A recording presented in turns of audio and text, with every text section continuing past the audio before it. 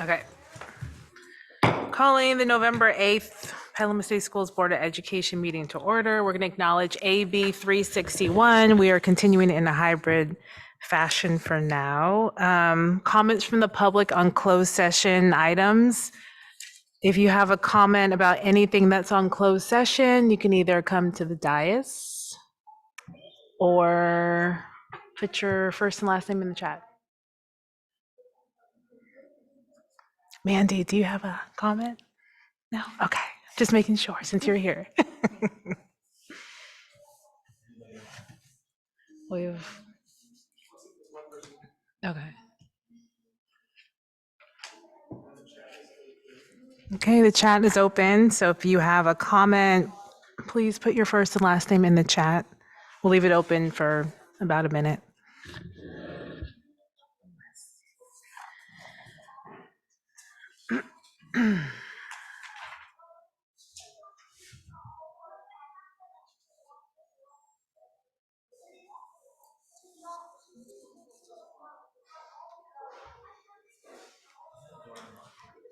Yeah, it is. They're just waiting for the, they're part of a presentation later. So, yeah, but they're good. All right, so we're gonna go ahead and close the chat and adjourn to closed session. We would start, but the superintendent is holding us up, so we'll wait for him to come out. Thank you all for coming. Yeah, look at all these beautiful people. Yeah. And I'm loving the instruments. No. I can't wait to hear them.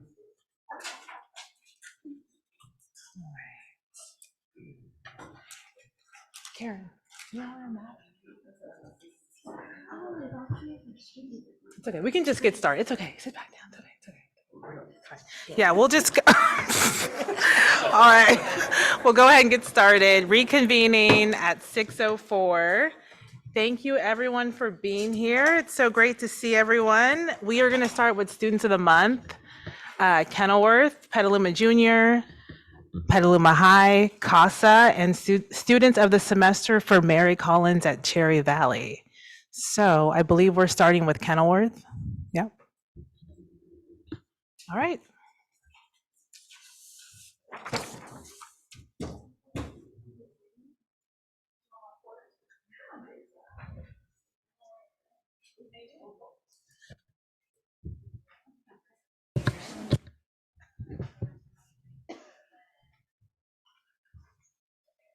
This is new. What happens when you leave?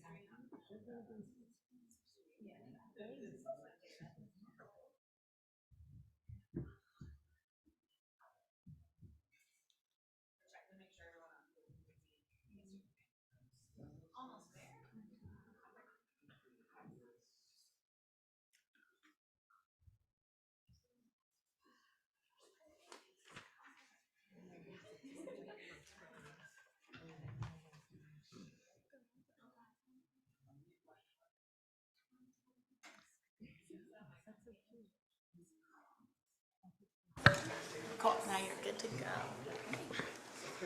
Go for it. Kenilworth Junior High is proud to introduce the November Student of the Month, Vivian Fan.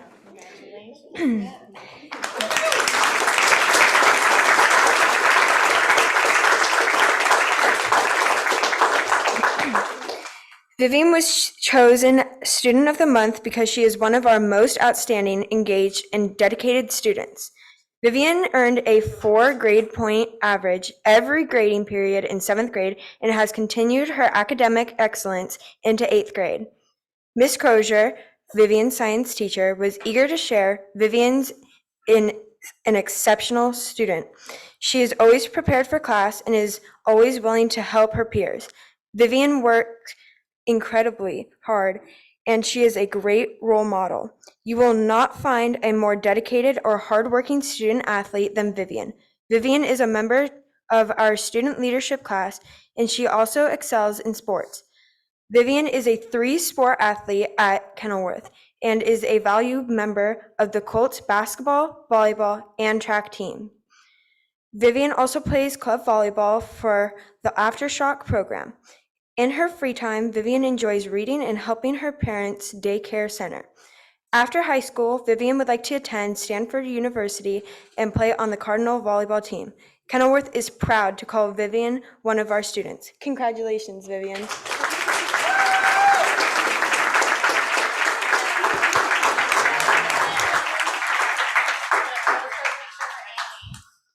Congratulations. There you go. Thank you, Caitlin.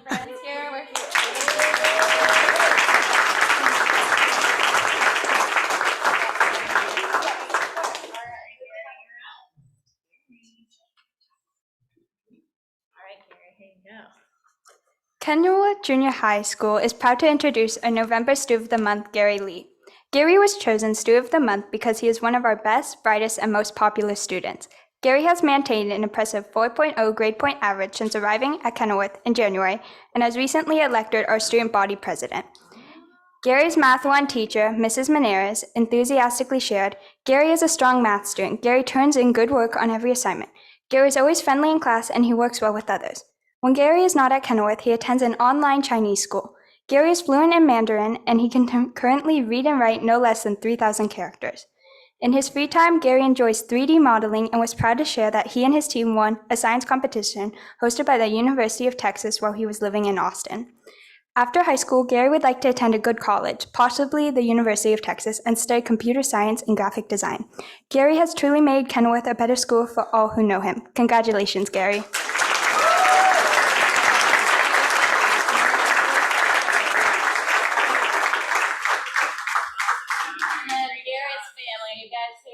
Family and friends.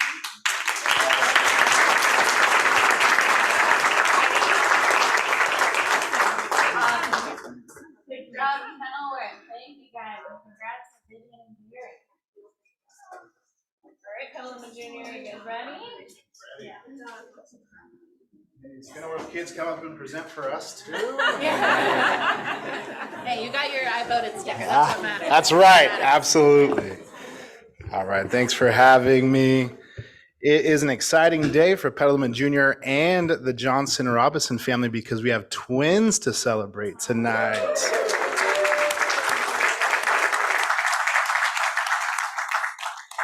I'd call them up together, but I think they'll prefer a little spotlight individually from time to time. So we'll go one by one.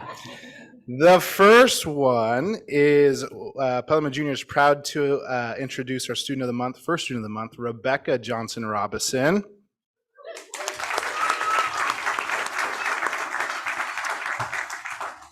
Rebecca was chosen by her teachers as student of the month for being kind, hardworking, curious, and engaged in her classes. When asked to describe something that she enjoys about Petaluma Junior, Rebecca highlights the time she spends in her leadership class. In addition to being involved in leadership, Rebecca was also a member of our 8th grade girls basketball team this year. While an injury has kept her out of the volleyball season, it's not for the lack of wanting to play. Outside of school, Rebecca is busily involved in community service activities such as local park cleanups and a variety of social activities and fundraisers. After PJHS, Rebecca is excited about the new elective classes and student-run clubs that the high school will bring. She plans to continue to be a valuable member of ASB. When thinking about her future, Rebecca is looking forward to going to art college in either California or Florida in order to explore new forms of art and fashion with the ultimate goal of pursuing a career in tattoo artistry. Congrats, Rebecca.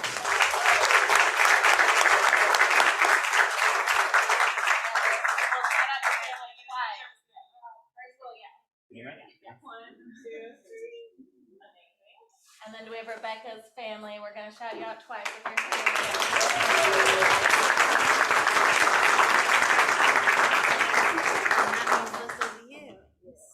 All right. And here we have Ace Johnson Robinson. Ace was chosen by his teachers as student of the month for being kind, hardworking, curious, and engaged in class. Teachers also highlight the fact that Ace is very artistic and creative. When asked to describe something that he enjoys about Petaluma Junior, Ace highlights his art class with Miss O. He shares that Miss O is really kind to all of her students and allows them to challenge themselves. For example, she's supporting ACE in their goal of making 1,000 paper cranes by the end of the school year. ACE believes that if he accomplishes this goal, he'll get a wish granted, just like the Japanese urban legend. Outside of the classroom, ACE is part of Petaluma Junior High's cross-country team. In addition, ACE has participated in our weekly after-school art sessions with the local artist Gio Benedetti, called For the Love of Comics. When asked about his future, Ace is ambitious. He is interested in pursuing botany because he has a love of plants. However, Ace is also interested in attending just something like MIT because of their programs in digital art, voice acting, and biology. Ace is not afraid of college. In fact, he'd like to dedicate at least 8 years to college with the goal of earning a master's in at least 2 of his desired subjects. After college, Ace would like to become a voice actor or concept artist and use what he learned in his biology classes to hopefully live a healthier lifestyle. I want to be like Ace when I grow up. Congrats, Ace.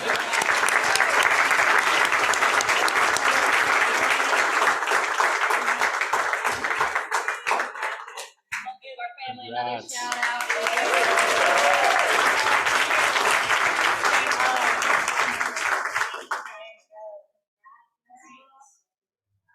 Great job. Thank you guys. Petaluma High, come on down.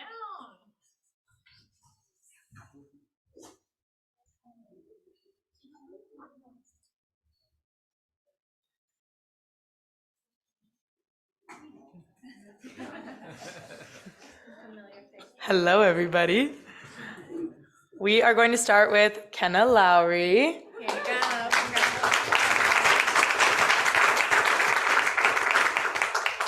Kenna has been involved in many aspects of Petaluma High School and her community for the past 4 years.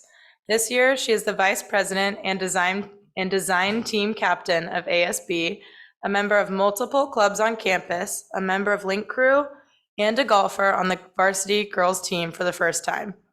Though she has loved every moment of all her activities on campus, one of her favorite experiences in high school has been as an active member of ASB and building community throughout her school. ASB has allowed her to feel like she is able to have a significant impact on campus and build a strong community throughout the student body. Her favorite part of the class has been watching the never-ending hard work that her classmates put into what they do and meeting some of her best friends through the program, one being Ava Staub. Kenna is also very academically driven, as she has maintained an unweighted 4.0 GPA throughout high school and has taken countless AP and honors classes. Her favorite being AP Psychology, as well as many JC classes. These classes have given her a perfect outlet to gain knowledge in areas of her liking and express her intelligence in many different subjects. Outside of school, Kenna spends 2 hours weekly at the Petaluma Health Center, assembling colorectal cancer screening kits. Sounds fun, right? With this project, she helps patients by giving them access to tests that could detect cancer that they wouldn't have otherwise known they had. She loves helping others, and this gives her the perfect opportunity to do so. Kenna has enjoyed every minute of this volunteer experience and hopes to continue something similar while in college.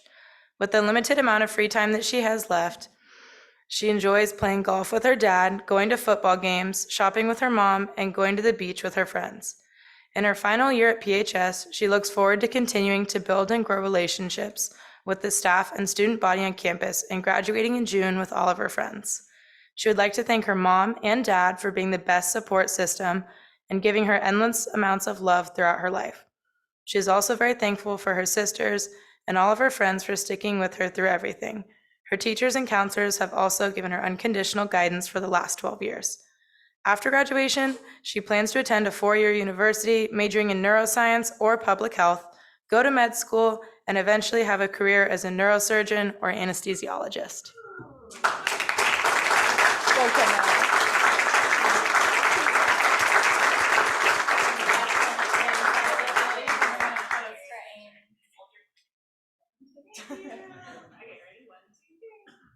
And do we have Kenna's family here?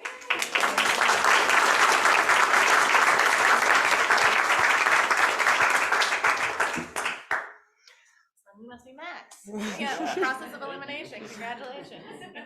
Next, we have Max Bloom. Max is a senior at Petaluma High School, and he's very grateful for all the opportunities that PHS has provided him. For all 4 years, he's been actively involved in the broadcast journalism program and in Junior State of America. He has been enrolled in honors and AP classes since his freshman year, and is currently enrolled in AP Calculus and AP Physics. Throughout his high school experience, Max has been involved in PHS athletics. As a freshman on the varsity swim team, and as a sophomore, junior, and senior on both the varsity cross country and track teams. Max has maintained a 4.0 or higher average since his freshman year and consistently challenges himself across a range of subjects, including history, English, and the sciences. As the only senior who has participated in the broadcast journalism program every year, Max values being a mentor to his fellow students in this class. He's appreciative to Petaluma High for its commitment to building the broadcast journalism program, and he's thankful for the extensive skills he's developed as a part of it. Max also values the opportunity that the medals program at PHS provides the students. As a freshman, he enrolled in the Introduction to Engineering class, and he's now enrolled in the Medals 2-3 class. The commitment and investment that Petaluma High has made to making this program unique, available to its students is impressive, and the skills he's developed in this class are invaluable. The broadcast program, the medals program, and the athletic programs, and the quality of teachers, counselors, and administration at Petaluma High have granted Max a healthy and positive high school experience. Given that, he enjoys playing a mentorship role as a member of Link Crew, where he particularly values helping students who are transitioning into Petaluma High from other schools.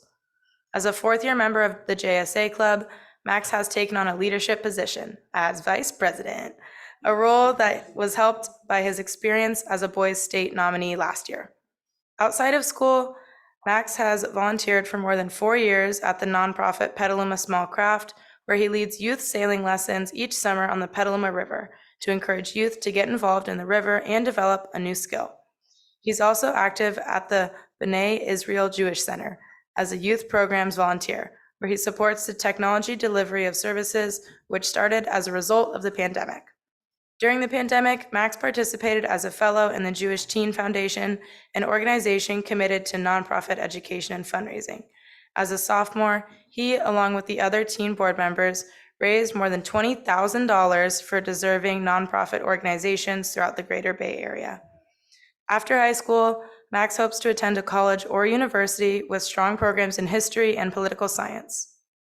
Both are interests inspired by Petaluma High classes and teachers. He aspires to blend his interests in history, political science, and geography to a professional field related to international relations or global affairs.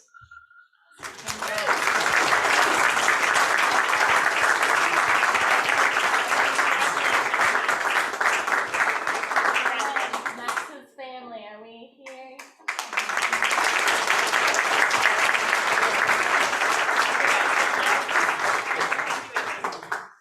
All right, Casa. Where my gauchos at?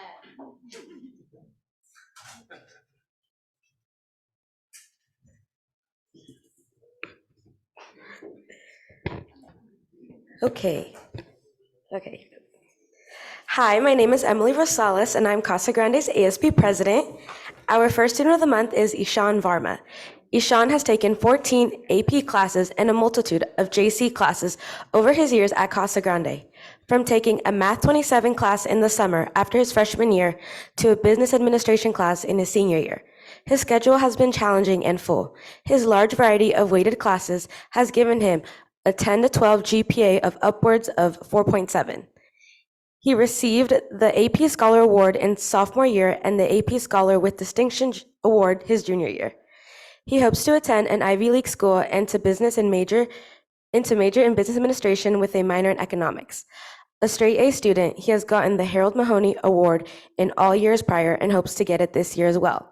He not only pushes himself in the classroom, however, as he has been the president of the famous Casa Grande academic decathlon team for the last 2 years, vice president of the debate team, and played 2 years of Casa basketball. Congratulations, Ishan. And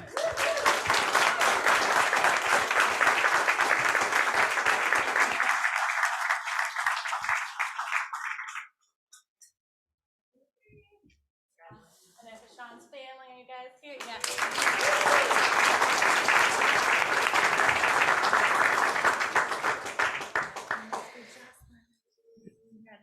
And our next student of the month is Jocelyn Pacheco. Jocelyn is a dedicated student that has taken many rigorous courses at Casa Grande, Petaluma High, and the SRJC throughout her high school career. Since she was a child, Jocelyn's favorite subject have been math and science. She especially enjoys her calculus class this year. Jocelyn has been the vice president of the tutoring club and continues to help students achieve their academic goals through tutoring. After high school, she plans to attend a four-year university, but is still uncertain about what she wants to major in. She is considering going into law or STEM. Outside of academic setting, Jocelyn enjoys reading, painting, and photography. She loves being outdoors and taking photos of nature. Jocelyn also loves to spend quality time with her family, friends, and dog. Around the holiday season, Jocelyn enjoys watching the Hallmark movies with her dog, Yoda. Although Jocelyn is uncertain about what the future may hold, she's enthusiastic about where her academic journey will take her. Congratulations.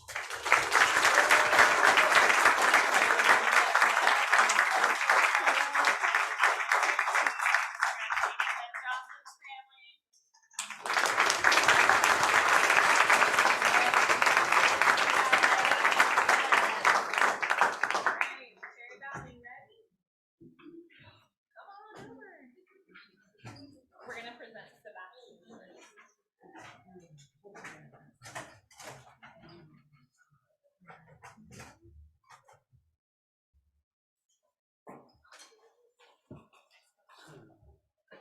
Hey Sebastian, you get this. Congratulations.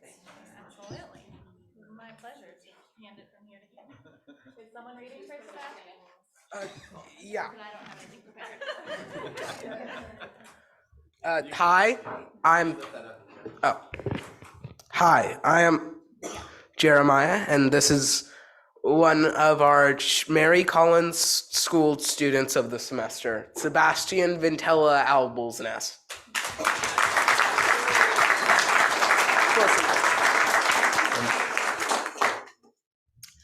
After spending time at a private elementary school in San Francisco, we finally got to welcome Sebastian to Mary Collins School in fourth grade. He quickly made a place for himself with his dedication to all pursuits, academic, artistic, and social. In our community, Sebastian is widely known as someone who devotes an exquisite amount of thought, time, and detail into everything he does. He always makes sure that his school work is also very detailed and thoughtfully constructed, which means his work is instantly recognizable as being beautiful, articulate, and demonstrating a firm grasp on any material that is thrown at him. His friend Lino describes him as someone who not only is very efficient, but also helps the people around him to be more productive. And I'm sure Lino would know a lot about being helped by Sebastian. Sebastian is hardworking at every aspect of his life and can find an interest in anything he is exposed to. Our school has been joyfully milked for every drop of laughter by his regular comedy routines at showtime. A group of Dungeons and Dragons players have come to look forward to Friday afternoons, where Sebastian has created a Dungeons and Dragons club. Sebastian is also an accomplished artist, an avid reader, and a talented guitarist. Next year, Sebastian plans to head far from home to attend the Groton School in Massachusetts. He is attracted to the size of this small boarding school, as well as its renowned academics. It is ranked third in the nation, and its focus on writing. After high school, Sebastian will attend Yale or possibly Harvard, where he will continue immersing himself in the math, science, and history of classes he thrives on. After college, Sebastian hopes to do extensive international travel, as his father did as a young adult. All of these experiences are sure to enrich the writings he will do as a fantasy novelist, as well as an essayist writing about animals and engineering. Sebastian is definitely someone to keep track of over the course of his life, since he will be continuing to seek out experiences and use his remarkable talents to share the world. Like his friend Taya says, when he has his mind set on a goal, it is ensured that he will do it with precision. If there, I wasn't done. That wasn't the end. If there's anything I would like to leave you with, it is that Sebastian is the most talented, hardworking, and kind person that I have ever had the pleasure to meeting at my school. And if anyone deserves to be celebrated like this tonight, it is him. Thank you.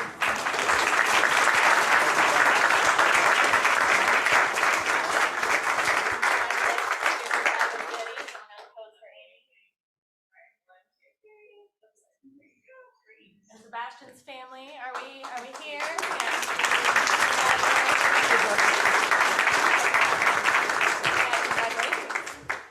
All right, Jason, gonna have Jaden next.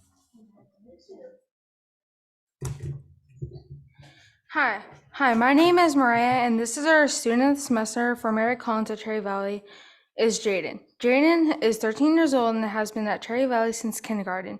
This is her 9th year at the school. Some of Jaden's hobbies and activities are theater, reading, and playing softball. She has been doing theater for Cinnabar and has been doing theater at Cinnabar since 2021.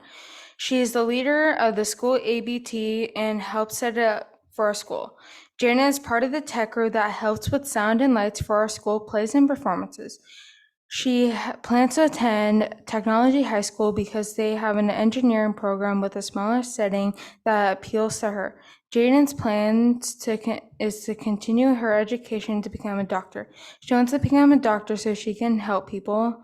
Her favorite subjects in school are English and science. This is what her teachers have to say about Jaden. Here's what Miss Bailey had to say about Jaden. I presume that others will testify of Jaden's smudgeboard and wonderful attributes, her passion and diligence, her honesty and creativity. So I want to prove the acknowledgement of Jaden's tremendous intelligence. Jaden's mind is a powerhouse and intellectually.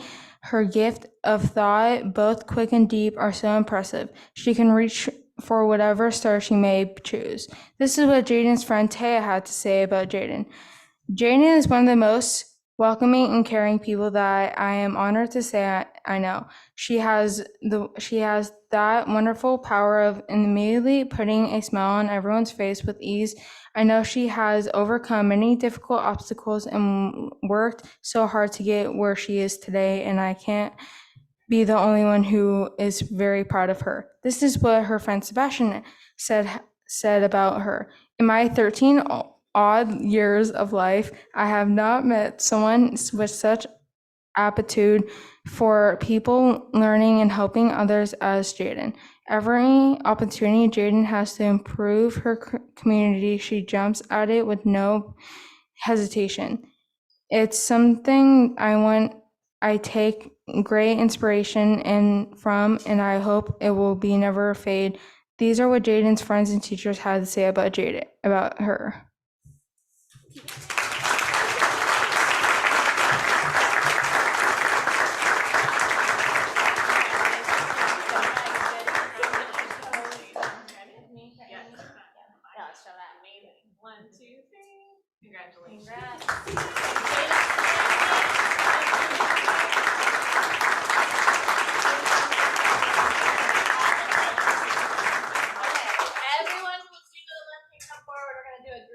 Shot, and then I promise we'll let you leave and go do homework and all that fun stuff. I know. I didn't really want to discuss myself. I mean, if the board stands, or what? Or how do you want it? We have you guys standing. We actually weren't going to excuse everyone until after marimba. Break till after the marimbas. No, we're not taking a break till after the marimbas. I don't know. That's fine. Yeah, we can do the picture. Yeah. We're gonna do a picture right here, okay? And then if you don't mind singing for the song, they're gonna serenade you. Everybody? All right. We don't have a flag. Oh, do you, yeah, grab them real quick. Parents, I'll email this picture to your kids too, okay? Sorry, right in your way, I'm so sorry.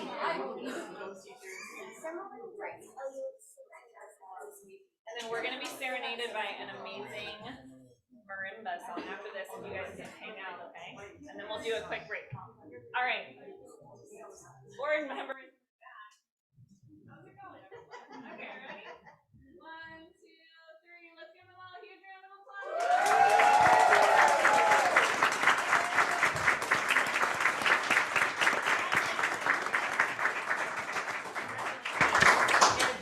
All right. So typically we would take a break now, but we do have a performance that we would like everyone to stay for, and then we'll take a break after the marimba performance. So, all right.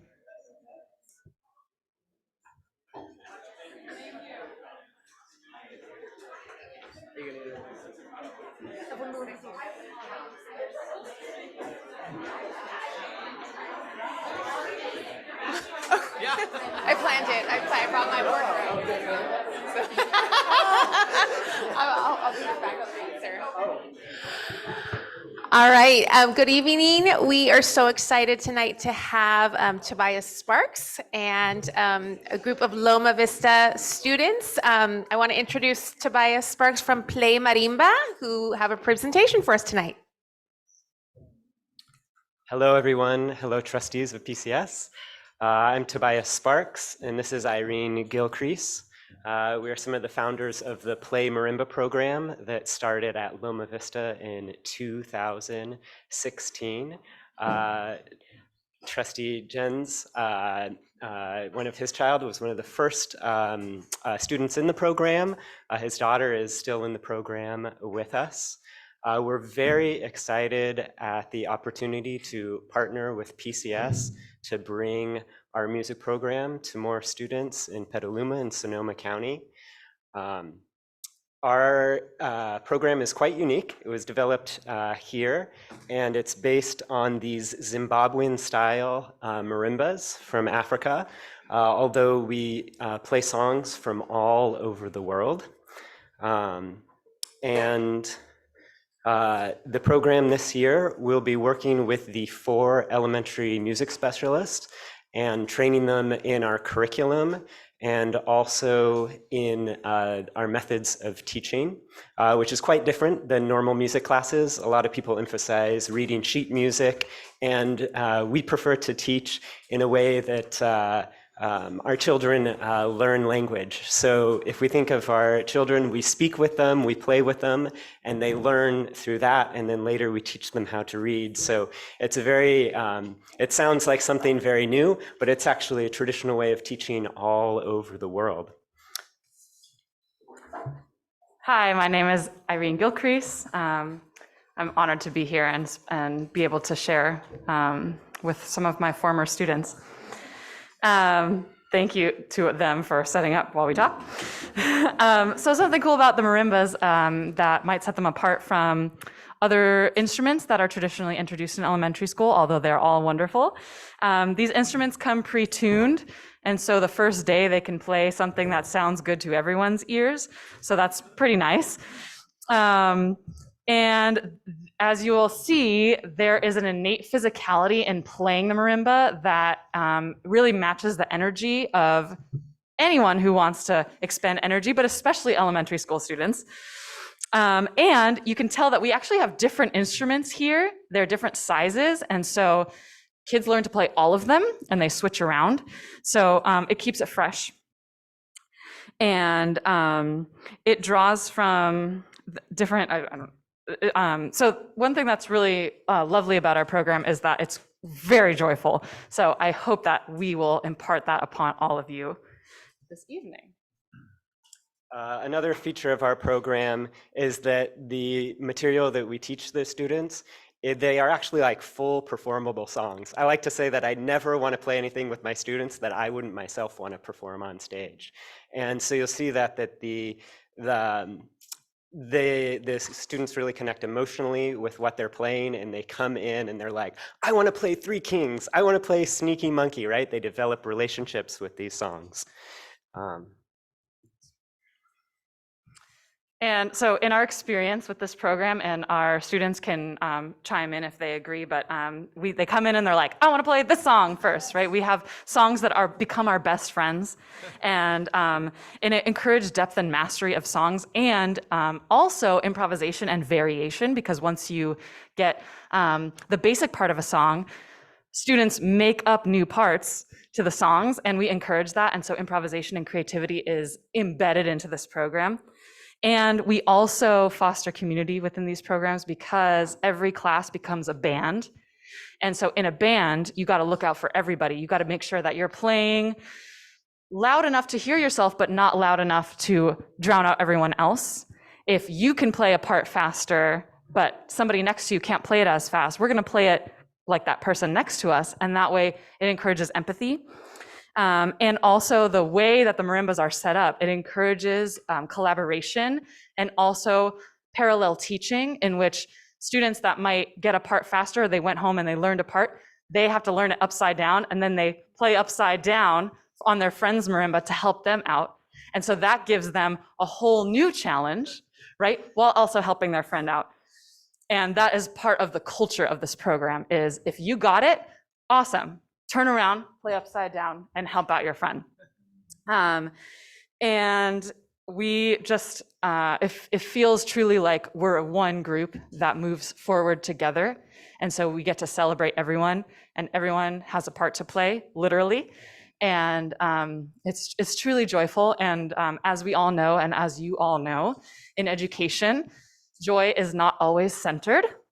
And so we are really honored to be here to spread some joy for you all. And we know that it is needed and it is radical to spread joy. So thank you for allowing us to be here. We asked if a couple of our students would speak to you about what the program has meant to them. So here's Emmett. Hi, my name's Emmett. I'm 11 years old, a sixth grader at Loma Vista. And what marimba brings for me is, well, what I like about it is that you don't have to be a certain age to play it. Even my little siblings can pick up the mallets and learn a part, and then you all collaborate together and get a final song. The other thing I like about marimba is that it brings together people that might not normally hang out together at recess or talk to each other, but then they all have marimba in common, and that's what they all like about it. Marimba makes me feel really happy when I play it, and my favorite part about it is when I get to make up new parts and improvise.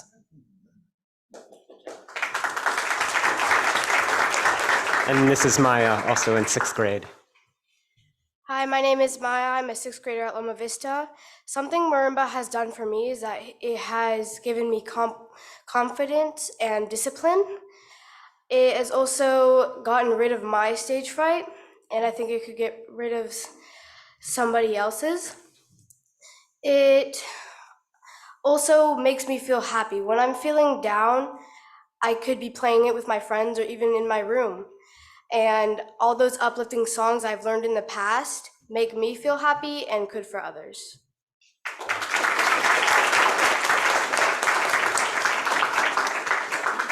We have two songs for you tonight. The first song is Three Kings. This is actually a Christmas carol from Puerto Rico. It is the funkiest Christmas carol that you will probably ever hear. I'm going to move this table just for 1 second, and then we'll play for you.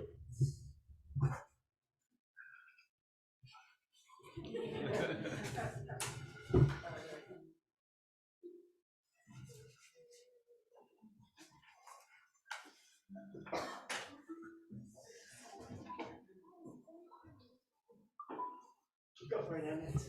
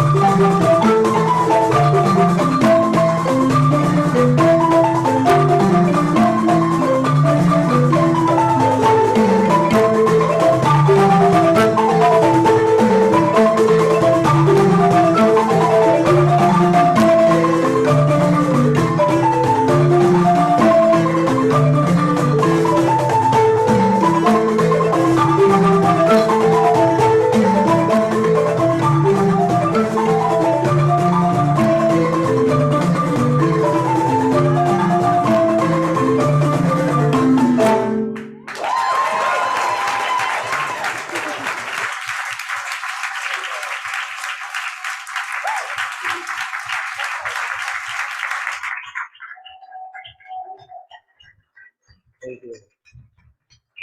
Just to introduce our performers, we have Nanelle here. Graham, stand up. Graham. Emmett here on baritone. Maya. Sammy.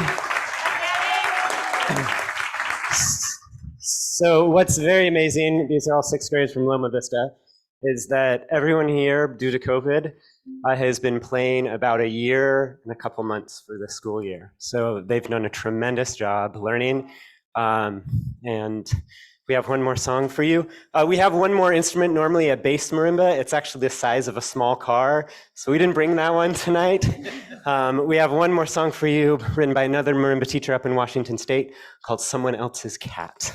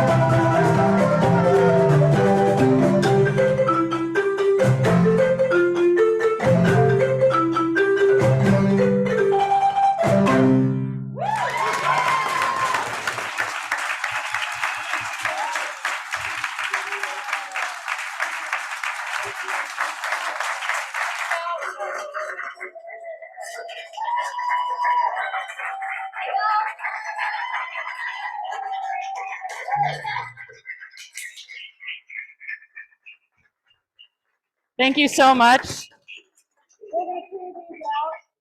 Just wanted to say thank you so much also to all of the families of these students for taking time out of their busy Tuesday to support us. So, Thank you. Okay.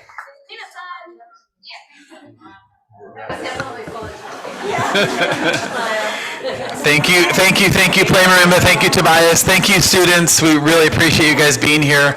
And members of the audience, I have an informal question for y'all. Who wants their children to get to experience this here in PCS? Round of applause. We're excited to have Play Marimba join our PCS family. So welcome. Thanks.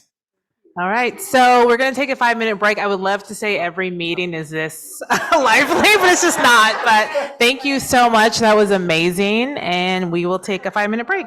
That was great. The new director of budget and accounting. It's cold. Come on up.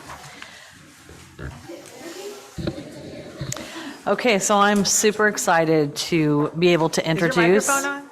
Yes. Okay. Super excited to be able to introduce Jenny M., who's coming to us as our new Director of Budget and Accounting. I asked her to bring an instrument to play. I know, right? I told her not all of our board meetings are quite this entertaining and festive. So a couple things about Jenny. She worked at the Santa Cruz County Office of Education for 5 years, doing both retirement auditing and as a financial analyst. She came up here to Sonoma County and she's worked at SCO for the past year, also as a financial analyst. So that's giving her a really solid background in public education and accounting. And then anyway, she also moved to California 10 years ago from New Jersey. So she told me today she was a Jersey girl. I'm like, I didn't get that from her accent. So anyway, we're just super excited to have Jenny join our team. She's on day 3. She just finished day 3, and we're just super pleased to introduce her to the Board of Education. So welcome, Jenny.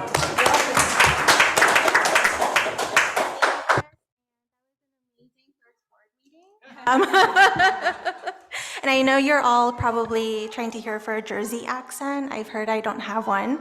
But thank you so much for having me. I am very, very excited to work in collaboration with leadership to be in service to the students, the teachers, the families, and the community. So thank you so much. Thank you. Oh, and Jenny does live in Petaluma, so she's a Petaluma resident. So anyway, yes.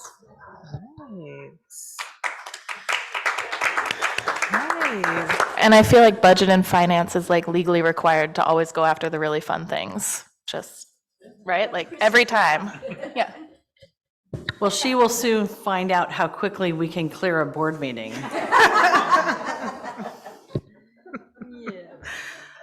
All right, welcome, Jenny. Next up, ethnic studies overview. Great, thank you. So as we are forward thinking, we're looking ahead to see how we can prepare our students for the requirements of ethnic studies.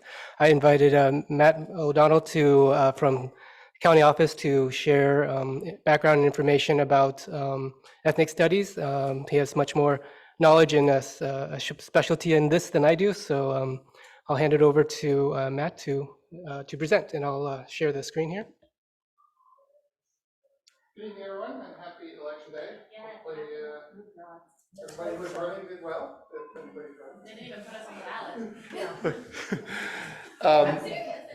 So my name is Matt O'Donnell. I'm the curriculum specialist at SCO, a former history social science teacher for 15 years, and I also taught ethnic studies, specifically a Native American studies class that I developed about 15 years ago. So I have some experience in this, but I've been working with the county office and with other people around the state in the rollout of the ethnic studies model curriculum, specifically in our area. So I'm going to share a brief overview of what ethnic studies is in California and what the requirements are, and then I will save some time for questions that you might have. So many of you are aware ethnic studies started here in the Bay Area at San Francisco State. It is awesome. So you should come up and do the So for the four main groups were African Americans, Chicano, and Latino, Latinx, Native Americans, and Indigenous, and Asian American and Pacific Islanders were the four main groups that the original ethnic studies and the ethnic studies model curriculum that was adopted by the state of California. But there is flexibility to reflect local demographics and diversity, so other groups can be included in ethnic studies. And we'll get into a little bit more of that in a second. So this was from Assembly Bill 101, which said that ethnic studies would be a graduation requirement for grades 9 through 12. For students to take at least one class, a one semester class in ethnic studies. The class has to be in place in the 25-26 school year. So for high schools, including charter schools, have to have at least a one semester, but that does not mean you only have to have a one semester class. You can have multiple classes on ethnic studies. It becomes a graduation requirement in the 29-30 school year, but that first one is important to recognize because if students are taking it the freshman year, you want to make sure you have that class in place and it has to be there for the 25-26 school year. So there are a couple different options on what a course might look like. It could be a standalone class, it could be a one semester course, or multiple one semester courses. Couple different districts have a different approach where students would have choice in the elective that they take. It wouldn't just be everybody takes the same elective class. It could be in different school years, or it could be integrated into existing classes. So it could be a US history class could serve as an ethnic studies class if it was written in that way, or an English class could be written as an ethnic studies class. Or it could be a thematic comparative approach using different themes, or it could be a combination of all of those. So there's lots of choices in this, and it's a great opportunity for your district to create something that is unique, that represents the needs of your community and your students.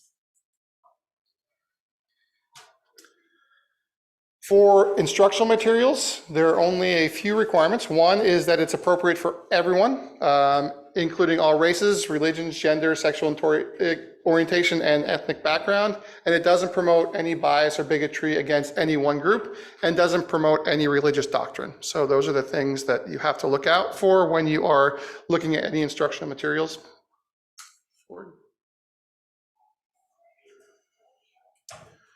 So the state created a model curriculum, and this is different from what you might think of as a curriculum. This is not a textbook that you follow day to day.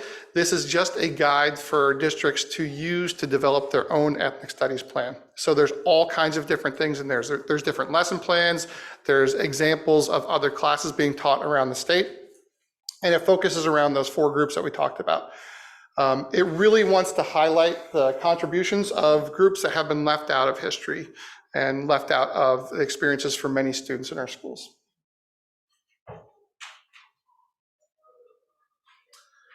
So some of the things included there, as I said, were examples of A to G approved classes that you might find. It is simply intended to supply districts with a background, ideas, and examples to begin discussions to create your own class. It is not something that you can follow day to day.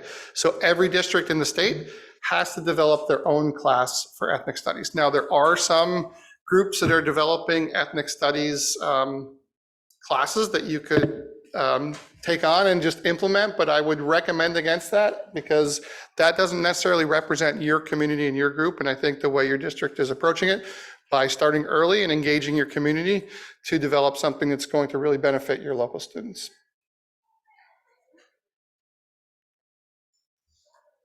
So there are 8 outcomes of ethnic studies that were written into the model curriculum, and I'll just read the headlines of those. So they are the pursuit of justice and equity, working towards greater inclusivity, furthering self-understanding. Those are the first 3. And I'll give you a second to read those. Oops.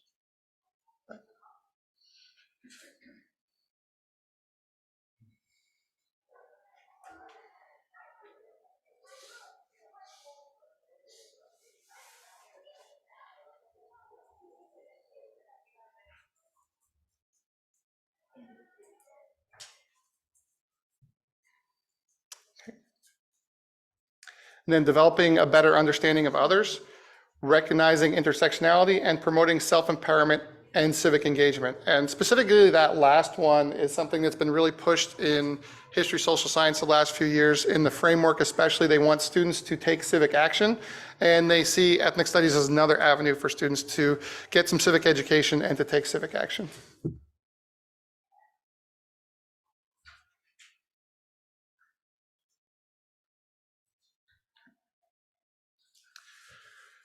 And the last two are supporting a community focus and developing interpersonal communication. So you can see there's lots of different skills that are incorporated into the outcomes of ethnic studies. It is not simply a history course or an identity course. There are certain skills that they are looking for students to get out of taking those classes. So the LA County Office of Education created a toolkit which can be helpful in moving forward to developing an ethnic studies class. They have a step-by-step guide, which some people find very helpful to use. Some of the things I would highlight on there is to establish a committee. It's really important to have multiple people working on this instead of developing the class with just one person that gets assigned to it. Really developing the district lens. What is the unique things about Petaluma City Schools that you want to see in this ethnic studies class? Deciding where the course fits, that's going to be an important thing. Which grade level is best for students, what impacts it has on other electives. You don't want to have it where your ethnic studies class becomes a factor where teachers feel like my class is getting taken away and they're fighting over classes when really you want the focus to be on a really good ethnic studies class. So if you handle that early, you figure out where it's going in the curriculum, what year it's taking place, then you can focus on having a really good ethnic studies class instead of that being something that's seen as a wedge to divide people. And then decide on the curriculum, decide what type of lesson plans you're going to do. If you're going to start with 1 year, a semester class, who is going to teach it, how many times you're going to offer it. So there's quite a few decisions to make, but the nice thing is you're starting early and you have lots of time to start doing that work. And then prepare for implementation going forward. So for support for ethnic studies, we offer quite a bit of ethnic studies and there will be much more. So right now we are currently offering a professional learning network, which is virtual, which we partnered with the San Mateo County Office of Education, which Lindsay has been attending and Todd has been attending as well. We are also the geographic lead for Region 1 for a grant that was given to the San Diego County Office of Education. There was $5 million given to San Diego County to do ethnic studies professional development. They are in the process of getting that contract with CDE, and we will get some of that funding to do professional development in Sonoma County and Region 1. So once we know what they get from that contract, we'll know how much we get. Schools have also been given, districts have been given money for ethnic studies professional development. And additionally, we are in the early stages of planning a Northern California Ethnic Studies Conference in partnership with Glenn County, San Mateo County, and Sacramento County Office of Education, which will be in Sonoma County at SCO. The date will be March 3rd and 4th. So I had a meeting on that today. They're all going to come to us, which is great. We'll have leaders from around Northern California to present on that. So some district, and that will be called Getting Started with Ethnic Studies. So it's really for people who are just getting their feet wet and getting ready to start implementing. Yes. Would that be for teachers? That would be for teachers and district leaders. Yep, absolutely. Yep. So the CRESC grant specifically from San Diego County Office of Education, their goal was to develop professional learning opportunities and to really provide this online hub for educators with different resources and things that they can go and they can grab off this. It all has to be open source information that they are sharing with people. So we will be a part of that. The first meeting is supposed to take place later this month, so we'll have more details on that as we move forward. So that is the basic overview I have, and I'm happy to answer any questions as we get started. I actually was gonna ask our student board members if you guys had any questions to go ahead and ask them first. Do you have any questions? No? Right, they still might have questions about it. No? Okay. Anyone else? No? Go ahead. Yeah, thanks for the introduction. Really appreciate it. I have a question first about the options, the different ways that districts can go about fulfilling this legal requirement. So I just want to clarify, the option 1, ethnic studies can be implemented, 2, ethnic studies can be integrated into existing course. So if a district were to take that route, a single course could count for 2 graduation requirements at once? Okay. Correct, like it could be a US history Right. and an ethnic studies. So when UC approves it, they are not looking at content. It's all a local board decision on what the ethnic studies content is. Their only thing that they say is that it has to be a class that is mostly focused on ethnic studies. I see. And they're very vague on that. I think that's one, the state kind of wants to Right. take their hands and say, this is Right. going to be your decision. So, So in your position, what have you seen, which options have you seen districts take most often? Most often I've seen districts take a freshman elective class just on ethnic studies, but I've also seen, which in my opinion is the better approach and the more interesting one, is where you have a couple different options where there could be an ethnic studies art class, ethnic studies, a film class, an ethnic studies comparative history class. So there's a couple different ones where students have options. I know that's hard in the schedule to build those in. Right. But if you look at the 4 groups that are represented, to put that kind of content in a 1 semester class is really hard to do it well. So I think the integrated approach can be pretty good, but it's a harder approach to do. And are there materials available? I know you said everything, it's specific to the local district, what's important, but are there materials out there for teachers to look at, to peruse? Yes, so there's some example classes. Many classes have already started, or many districts have done ethnic studies for years. So there's example classes of what that looks like. So in the model curriculum, there are links to those classes, the course outlines and things like that. We also, in our professional learning series, have a resource folder with, we have presentations from all the different groups, and we share those resources as well, and that's open source for people, and we have recordings of those sessions. Could you, there's been a lot of, studied about not only this being a good idea, ethnic studies requirement being a good idea for knowledge sake and understanding, but also pedagogically really helping students to succeed in all subjects and not just minoritized students, but white children. And I mean, it elevates everyone. Could you speak a little bit about that and what you've seen? Sure. So there's, and I could email this out to Tony. There's specific research on showing the outcomes of classes that have had, or districts have had ethnic studies for all students to their academic skills have gone up across the board with implementation of that. So it's from verbal communication skills to feeling of belonging at school to, and all research, when students feel that they belong at a school, their academic achievement goes up. So I think there's, it's without question the research showing that ethnic studies is a huge benefit to students in schools. So yeah, but I will forward the studies around that. Yep.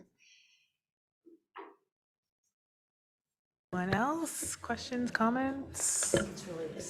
My only comment is I'm very excited. This is something I ran on as someone who minored in ethnic studies, and I can attest as a white person, I don't hate all white people, and I've learned a lot from ethnic studies.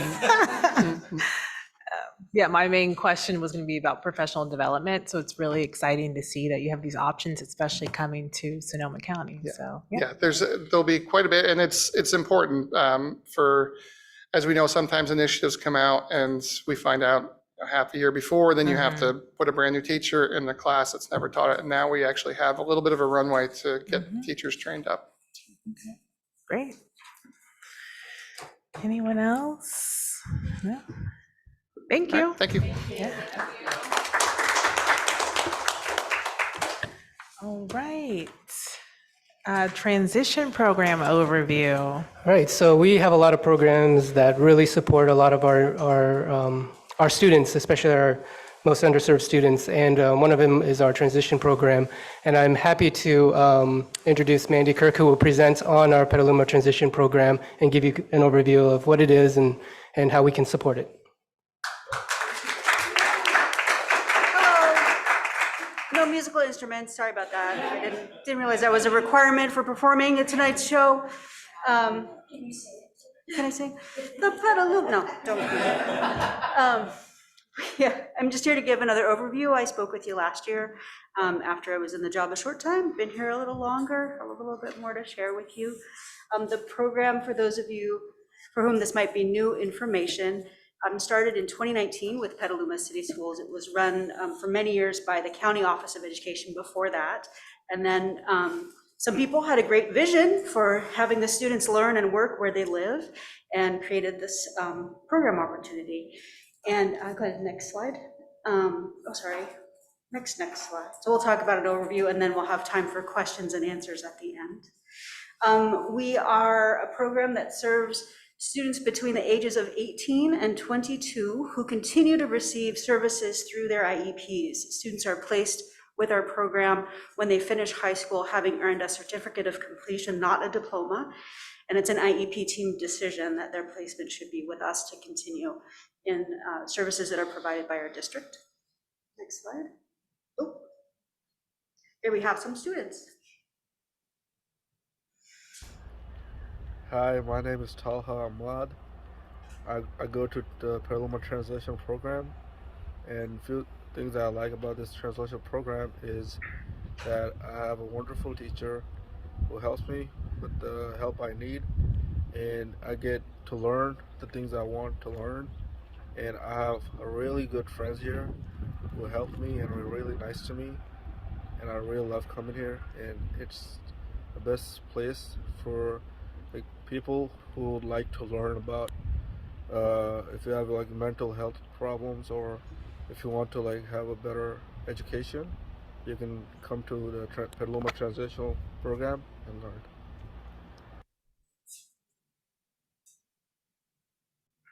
My name is Alma, and I'm a student at Petaluma Transition Program, and I like to work a lot and get money a lot.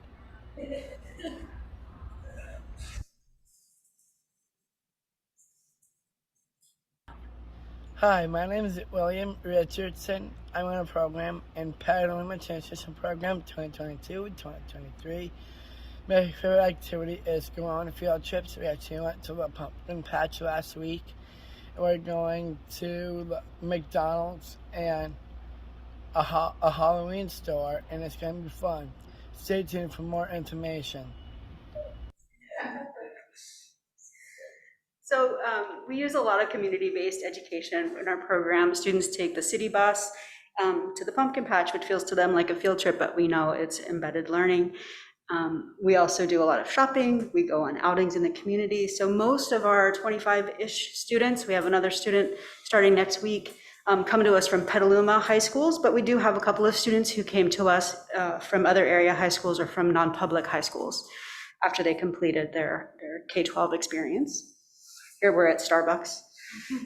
Where and when? So classes are held Monday through Friday on the traditional secondary school year schedule from 7:45 until 1:45 in two of the classrooms that used to be the Crossroads classroom on the San Antonio campus. It's been really great. Last year we were at the community center, which was a really convenient location for public transportation and shopping, but all the students were together in one classroom. We're a bigger group now. We grew, which is wonderful, but we were too big for the space. And so a miracle worker found us two amazing classrooms where we get to be all the time. At the community center, we had to pack out at the end of the day. So this way we're able to really establish a solid learning environment that's predictable and really helps them feel like there's some ownership there. And we do offer also a 4-week extended school year. So students who turn 22 in the spring semester continue to qualify for summer school services with us as well. And then our standards that we follow, so students are falling out of the sort of CASP model of standards that they would have been working within during high school. We follow the National Alliance for Secondary Education and Transition Standards, developed, it's a nationwide set of standards, not just California specific, but the 5 pillars are schooling, so functional academics, education by credentialed teachers, career preparatory experiences, which can range from pre-vocational tasks, sitting down and sorting a bin of paper clips, the big ones and the small ones, or here's a bunch of pens, which ones work and which ones don't. Scribble, throw in the trash can. To actually embedded in our community, we have students starting, they started at Goodwill this week, And we have other students who are working at different placements within Petaluma City Schools. Development and leadership, so self-advocacy, knowing when to ask for help, knowing how to speak up and be part of your community, a really important part. Family involvement, so because the students are over 18, our relationship with their families and with their care providers is different than it is for the K-12 population. So we try to involve families, but in a way that really centers the student, since they're the one becoming an adult and starting to make some of these decisions for themselves for the first time. And then finally, connecting activities. So our students are with us until they turn 22, but soon there's going to be a handoff to other community agencies, and we work really hard to keep those people at the table for IEPs. We participate in an annual transition fair that's hosted by Sonoma County, so we're reaching out to organizations with whom our students can be successful after they complete our program. And that includes housing, employment, day programs. There's an art program that's really cool. I don't know if you guys have heard of it, called Alchemia, that provides opportunities for students to continue in art and performance and dance. Next slide. So here's one of our students working in the Casa Grande cafeteria. And we have two separate classrooms. One classroom is for students who are more independent. They're ready to be out there in the world. Those are the students who are doing more of the community-based work on a daily basis. And then we have a second classroom for students who have more complex support needs. They're not ready for a lot of community-based instruction. They spend more of their time in the classroom.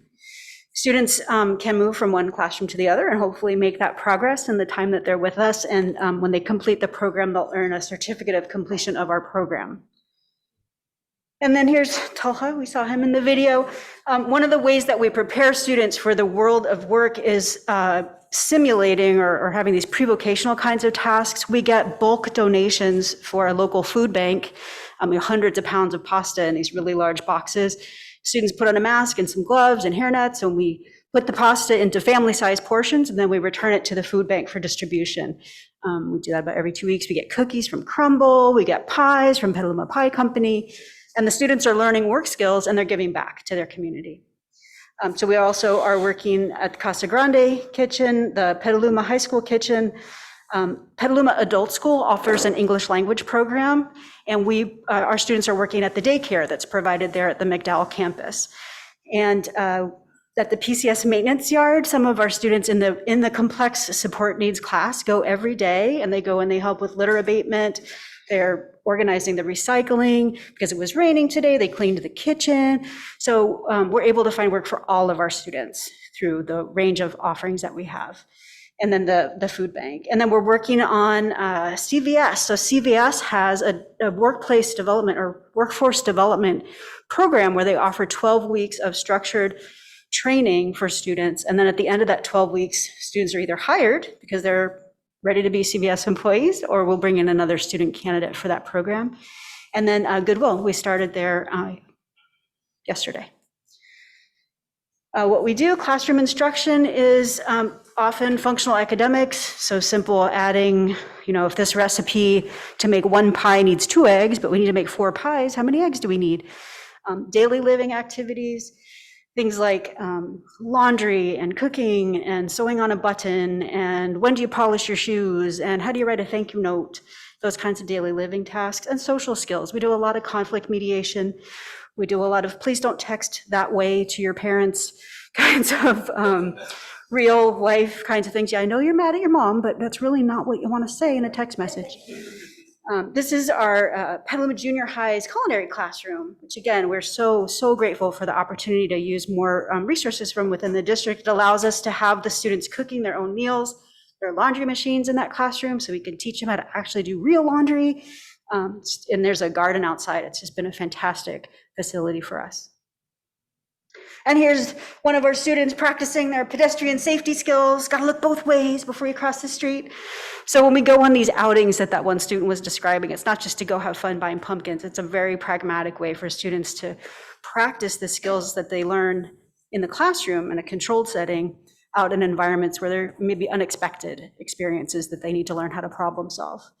Our speech and language pathologist, who's phenomenal, she comes with us on a lot of these outings so that she can then problem solve after the event with the students. If there was a problem or some confusion, she can work with them and explain, well, when you said this and the other person said that, maybe they meant this other thing. And next time you could say, so we're really, really fortunate to have her on our team as well.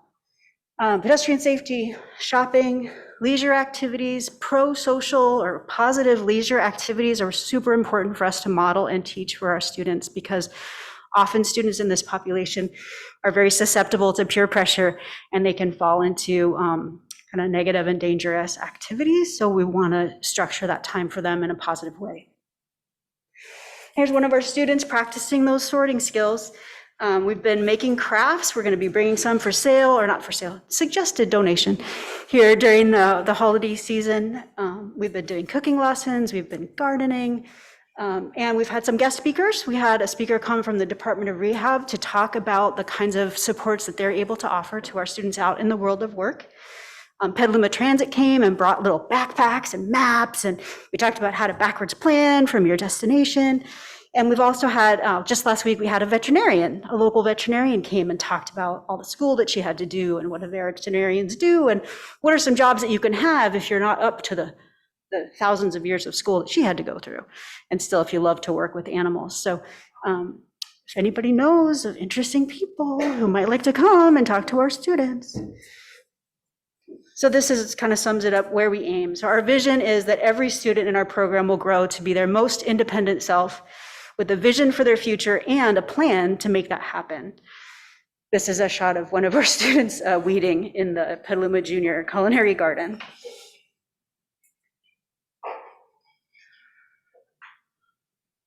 And I do have a small ask, could be a big ask. One of the issues that we have with finding employment for our students is we have a limited number of job coaches who are available to go into the workplace.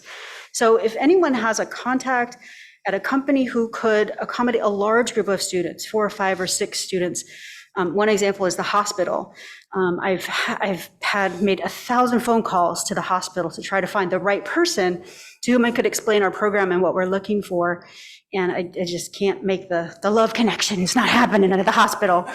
So, or other large organizations. So we've been talking with Safeway, and I'm not getting a lot of headway with Safeway, those kinds of organizations. So if you know anybody who, I have talked with Phoebe Ellis. She's been fantastic. She had great ideas, and but their organization mechanized during COVID.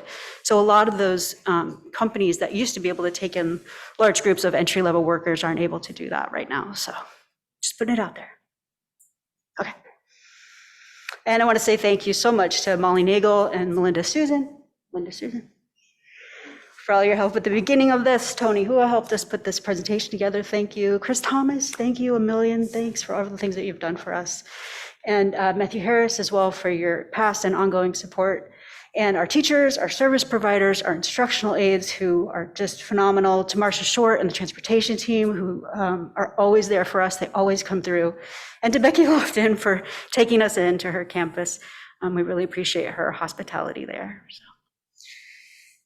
And that's it. So last slide, any questions? Anything more I can tell you about our program? Any questions? No, it's just great to see updates. It's awesome having you as a part of PCS, and it looks like it's working. It's weird how that happens. Yeah. We had 16, but we almost doubled, right? We're almost at 30. And so. I do have a question. How do students get referred to your program? So the students, we go to the secondary sites, so CASA and Petaluma High and the other high schools, and meet with the transition teams at the end of their senior year and talk with them about our program being one of different options that are available. And the parents are welcome to come, the students welcome to come and spend a day. We had one student come from Inova to do a shadow day just to check it out, and he refused to leave, basically. He was like, this is where I belong. I'm not going home, or I'm not going back to my other school. So it's a team decision, and it's based on what the students' needs are. So we have had some students whose needs were more significant than we were able to meet. But the majority of the students who come to us, because we have the 2 classrooms now, we can offer a wider array of supports for our students. I have a question about the jobs. There's so many great jobs and offerings that you have. How do the students pick? Like, do you assign them like, oh, I think you'd be good here, or how much autonomy do they have in that? So it's a pretty small program, so we're able to really individualize a lot. That said, we don't have every job in the book. So the students who work at the daycare center, for example, those students want to continue in childcare as a career. One of them is applying to the college to career program at the at SRJC. So SRJC also has a special program for students of this profile, and she'll be taking child development classes and that kind of thing. So we were able to work with Nancy Emanuele, who's been incredibly supportive of our students, and placed 2 students there, one in the toddler room and one in the infant room, and it's worked out really, really well. The Casa Grande cafeterias are great spaces for our students who have more independence, because a job coach can bring them in, train them, there's the cheese, there's the cereal, and then back off. We kind of back off the supports to encourage the students to be more independent. And then when we bring a new student in, then the job coach would spend more time on site with that.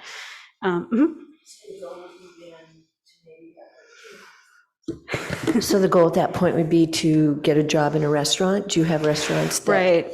So we're, one of the issues I was saying before was the job coaching situations. There are a couple of local restaurants and food, like food providers, that are really interested in having one of our students come, but we don't have enough staff to put one student with one job coach, because once we put that job coach out there, then what happens to the other 13, 14? So that's why we've had to kind of gravitate towards these larger spaces that could take more students at the same time. But that said, so the CVS program is for our students who are really ready for competitive independent employment, which is kind of the highest goal that we look for students, is competitive employment, where the candidates are being interviewed and compared with other students who are not necessarily coming from a program like ours. Not all of our students are able to perform at that level of independence. So the jobs are really based on the level of support that's required by the student, what we're able to provide in that venue. Some of our work spaces, the students are only expected to work for 45 minutes because they might have a physical disability that makes it difficult for them to be at a work site for that extended period of time. They do get paid. They get paid, and then so the paychecks come to us, and then we do banking activities with them. So we teach them how to write the deposit slip, and then we go to the bank with them, and we do all the deposits and the paperwork and all that stuff. So that's another big part of our program, is money management. Any other questions, comments? Thank you. Right, thank you. I would just like to add, my son went through the transition program at SCO, and I just can't say enough about the opportunity that we have as a district to also partner. And, my team has really stepped up to provide opportunities, which I think, and then in turn is actually enriching our team experience too, having these students come and work with us. So it's just been a great opportunity, and we're hoping to find more ways that maybe we even have longer term job opportunities for some of these students, and because we're always looking for good employees as well. And so anyway, it's been a super good experience just being able to collaborate with the classified team and getting these students working with us. So thank you. I just want to add as well. I want to first of all thank you, Mandy, for all that you're doing, and Melinda for all the support. As Chris brought up with her son, at SCO up in Santa Rosa, the part of the reason of bringing this program down to Petaluma is so that we keep our students, our families, local positions, and hopefully, integrated in the community. We want to keep our families here working and in local jobs. So thank you I know it's a huge lift to take the program over, and it's been a big learning curve, I think, for all of us to get this, but it's exciting to see the build up, and my mind's already spinning about some of the other jobs and who else we can reach out to. So thank you, Mandy. Fantastic. Thank you so much. Thanks for your time. All right, next up, Amy, Communication Strategic Plan. Long meeting I picked to go on. Hi, everybody. All right. Okay, well, thank you for sitting through these many amazing presentations. I am so excited to give you all a communications update tonight and share with you some of the strategy that we've been using since July when I came on board. And thanks to Mr. Fischera, who's gonna slide through all these things for us. So our main goals for so far since July for the 2022-23 school year, of course, increasing student enrollment. And we all know that that is a huge priority for the district through marketing, promoting, planning and managing. We are in the thick of this right now, and it's one of my favorite things to do. So if you see a big smile across my face, that's why. And then another amazing opportunity is just promoting all the things that are happening on every single one of our sites every day. And so being in those spaces, hopefully you've seen a shift in the PCS newsletter, social media, enhancing our student reports to the board, although I do have to give some time reminders after tonight. And then strengthening our community outreach and our partnerships through marketing, branding, again, positive messaging, and just the gift of being able to be on our school campuses. My husband is watching my gas very carefully because he's like, what did you do today? And I'm like, I was at 7 schools. And it's just, there's always something to run to and capture. And it's just been really great. So these are 3 of the main areas we've been focusing on since July. So some notable steps: an increase presence on social media, deepening the family engagement and the student engagement that was already started last year, and really trying to highlight those magical moments in our newsletter. We don't have a ton of data on this 3rd bullet point right here, increasing participation and interest in school tours and registration, because we just started.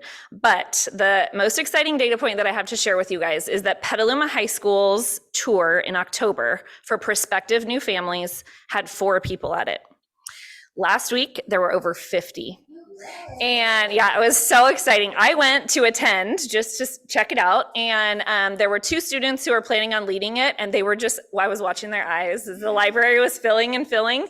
And so they ended up having to break into smaller groups. And then I got to sit with those students and their principal after the tour. And we talked about what went well, what can we change? And it was just like everything you would want in collaborating with students, with leadership, on how do we share the amazing things happening with our community. I learned things on the tour, and then I got to teach kids things on the tour, and the parents were asking so much. It was just an amazing vibe. So I encourage you guys to attend any of our school tours that are coming up.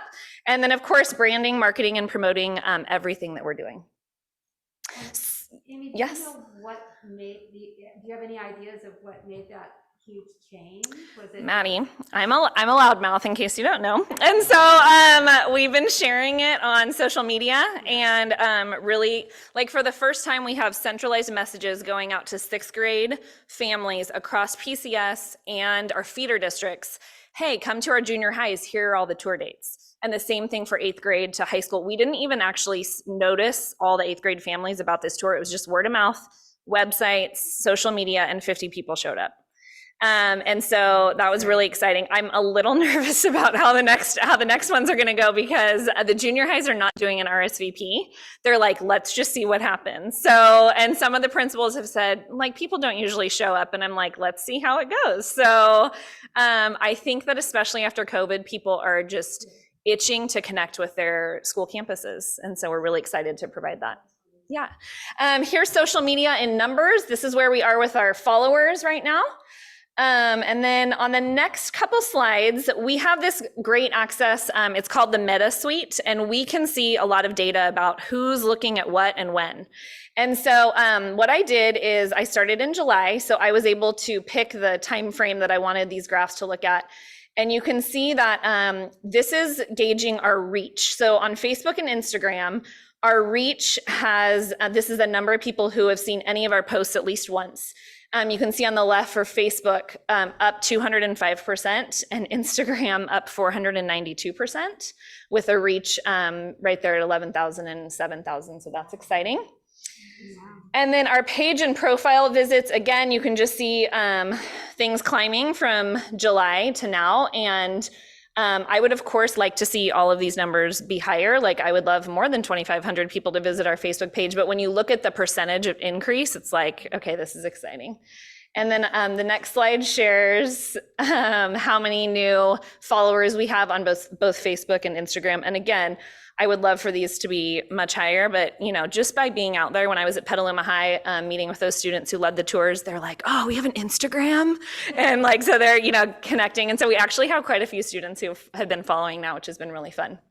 A data point that's not up here tonight is that we have twice as many followers on Zoom tonight because my mom and dad are watching.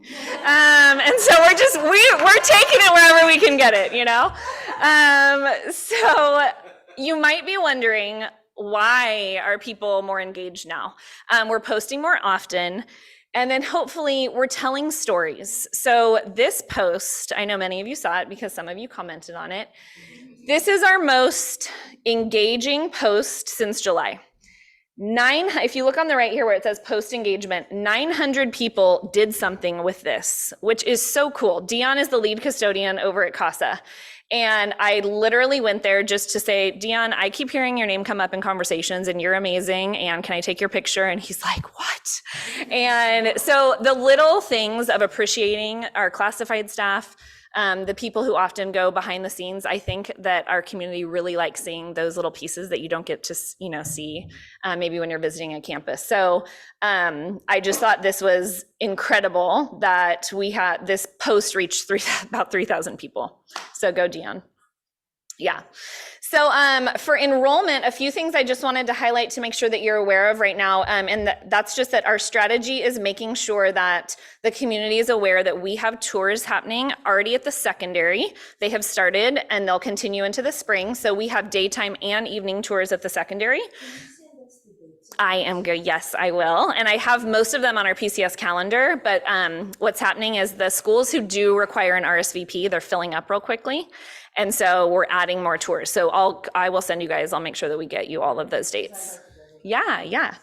And we also are offering some evening events and tours because we want to make sure that we catch everyone with their workflow. We have info nights. To go back to tours, the elementary tours start in January. So they have a little bit of a delayed enrollment window. We have info nights scheduled though for our elementary schools prior to the winter break, and showcase events that are happening at our high schools right after the new year, which we're excited about. And we are bringing back number 3. I'm not sure if all of you are aware that we used to do field trips where we would get all the 6th graders, not just PCS 6th graders, but all the 6th graders in our community. We would take them on field trips to either Kenilworth or Petaluma Junior, depending on where they would go. And then we're going to be doing the same for our 8th graders, getting to go to the high schools. And this is a big endeavor. Big thanks to Chris already, because I'm stressing about our bus drivers and do we have enough people and making it happen. And I know that she'll help us pull that off. And so we're really excited to offer that opportunity for our 6th graders and our 8th graders to go ahead and get to connect with their campuses and see what campus life is like early on. So we'll be doing those in January, towards the end of January. And then just a little extra magic for you there, number 4. We are scheduling some leadership field trips where we're inviting principals, PCS principals, and all the other surrounding superintendents and principals to come to join tours. And we are considering doing some shadow days. So we'll be talking with our secondary team about that. And thanks to Karen's suggestion, we are also going to be implementing some bilingual tours. And so Maite and I were talking about how that should happen all the time, everywhere. And we decided that starting anywhere is better than not starting at all. So we're really trying to beef up our enrollment. And this is just an example. This is one of the graphics that you'll see floating around, and I'll get these to you, Ellen, and everyone else, but we've just been highlighting, the dates aren't cut off when it's online, don't worry. We've been highlighting just when the next upcoming tours are. Yeah, okay.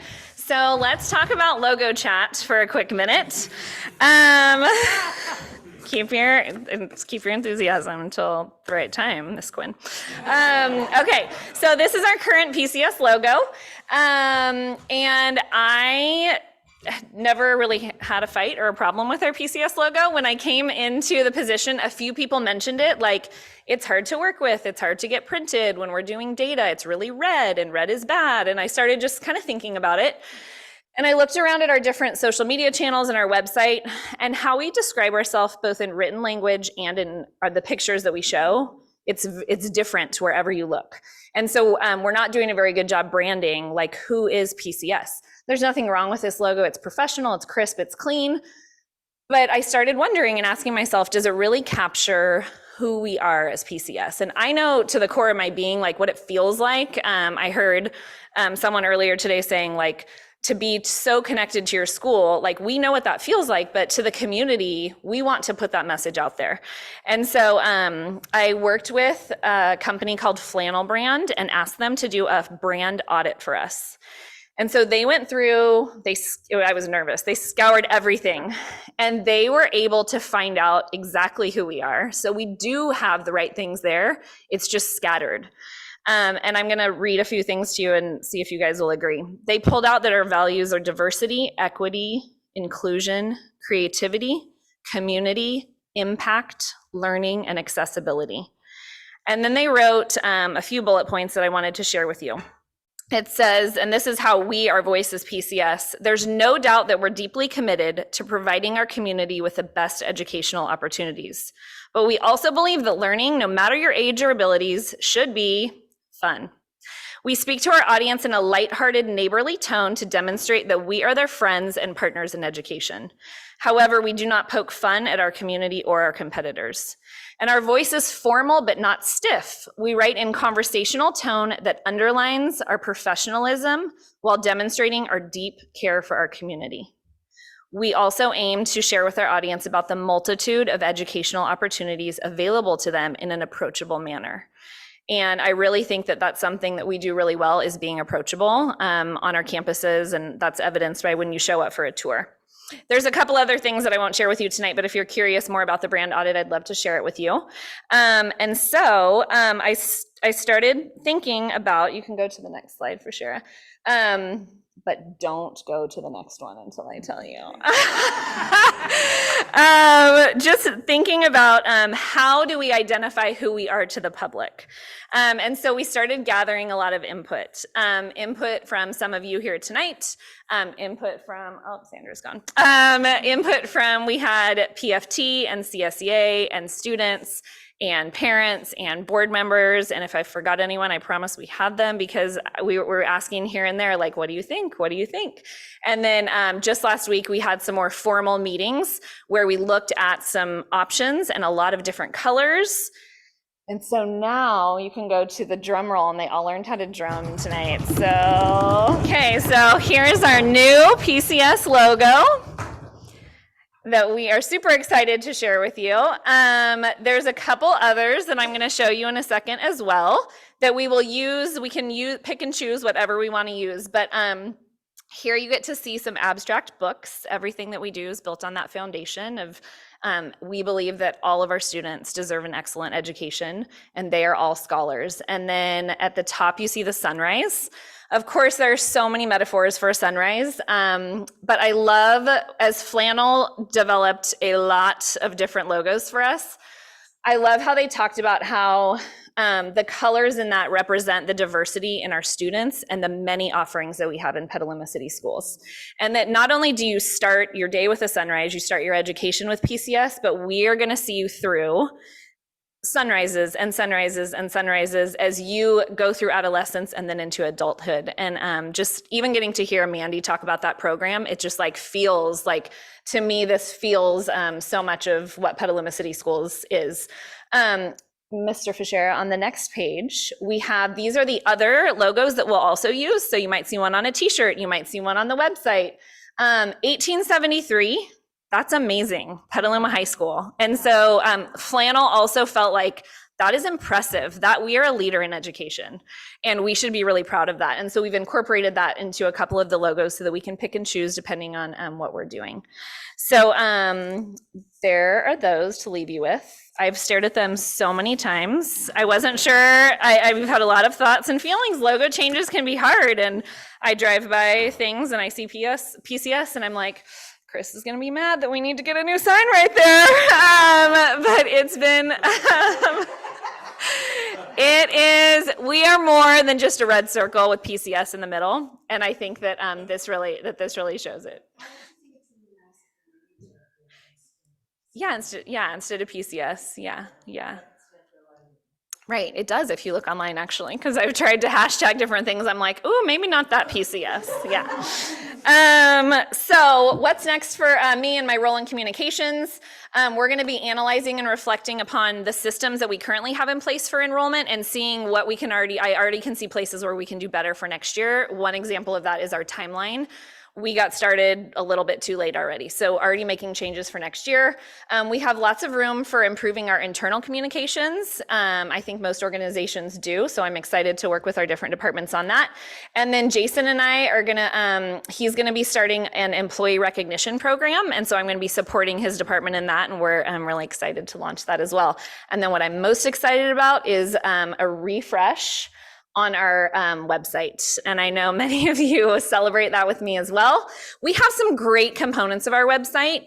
It's just that we are gonna try to simplify and streamline and just make sure that we're also capturing that essence of who we are and our tone and just continue with that branding throughout. So I'll be working on that in the coming months.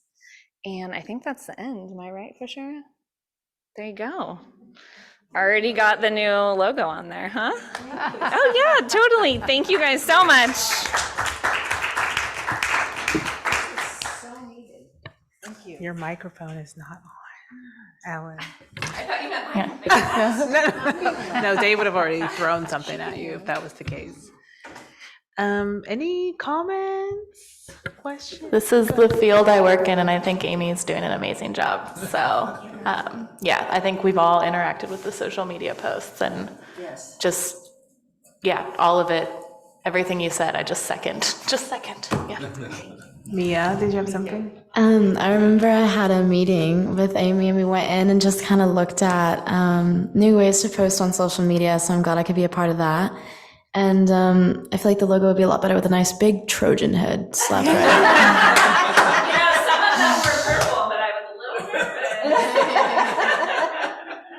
Thank you for your support. Have a response.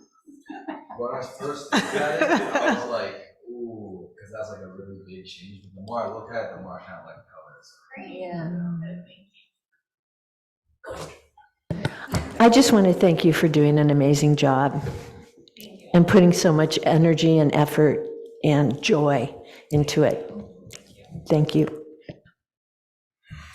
Amy, is there on the horizon, I really appreciate the update on the marketing for our secondary schools. What about the elementary schools? Is that on the horizon somewhere?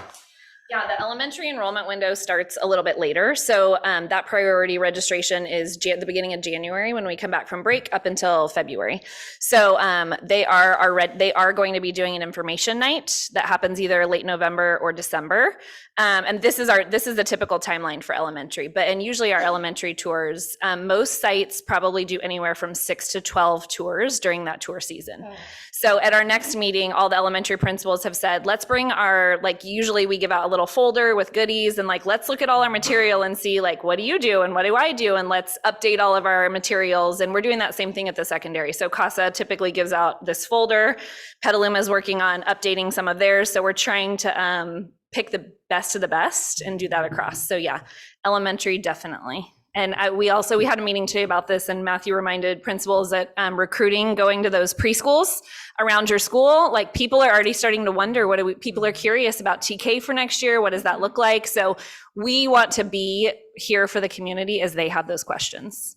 Can you set up tours for preschools to have the parents come, just like you're setting it up for the 6th graders and 8th graders? Is that a possibility? Not for preschool kids, but for the parents, yes, that typically that's some of our audience where most of the tours for elementary are primarily TK and K families. And then you get a few from different grade levels. But yes, we do definitely market to the preschools, and that's our biggest audience. So my daughter's preschool, she goes to Adobe Christian, they had Community Helpers Week. And so I took some PCS swag to the 3 and 4-year-olds and was like, look at these cool cups, you guys, and showed them a little dance. And so, yeah, I was telling Matthew, we're already marketing to 2 and 3-year-olds. So getting the word out is important. Yeah. Good. Any other questions? Okay. Is that you, Maddie? Oh, no. No, you're good. I just want to thank you. Yeah. And the collaboration and the outreach that you're doing, and just your energy is you're like the Energizer Bunny. Her microphone. I just think it's marvelous. Thank you. Thank you. There's so much to do, so I hopefully know, I will not get tired. Don't worry. I will not rest. Thank you, guys. Thank you. Thank you. Just a reminder to keep our microphones on so folks at home can hear us on Zoom. And it screamed at her. I'm not talking, more referencing Ellen. But they can't hear you though. And Dave is gonna throw something at us, so. Gotta keep Dave happy. Sorry about that. Okay, Maite. Dave's gonna fix it, Everybody, Maddie. It doesn't seem like COVID should really be in this presentation series today, but it is. It's got the old logo and it's old news. There you have it. So, Well, the script is pretty, the person. well, yeah. It's all right. Yeah, that's okay. All right. Anyway, I'm here to talk to you about our response to COVID over the last few years and where we are now. Just to give you a little update, what sparked this presentation is that we recently closed our testing center. So we just want to kind of put a bow on the whole situation, although we are not. COVID is still with us. I don't want to diminish that, but just to let you know where we are with it as a district. So I really want to take a minute to acknowledge the frontline workers in this, our office staffs and our principals and our teachers. In addition to these folks right here, Jimena, Joe, Megan, Fallon, Susan, our nursing team of Kristen, Stephanie, Dana, Kim Schumacher, Gigi, and then of course Brian, who got us through a really difficult time, and then Chris, who distributes those tests with great speed and getting them out to our staffs, and then Dave, who really helped automatized a lot of our work, and then B, who had to constantly translate the handbook with every change that we made. So just want to acknowledge all those folks because of all the hard work they did. So go to the next slide, thanks.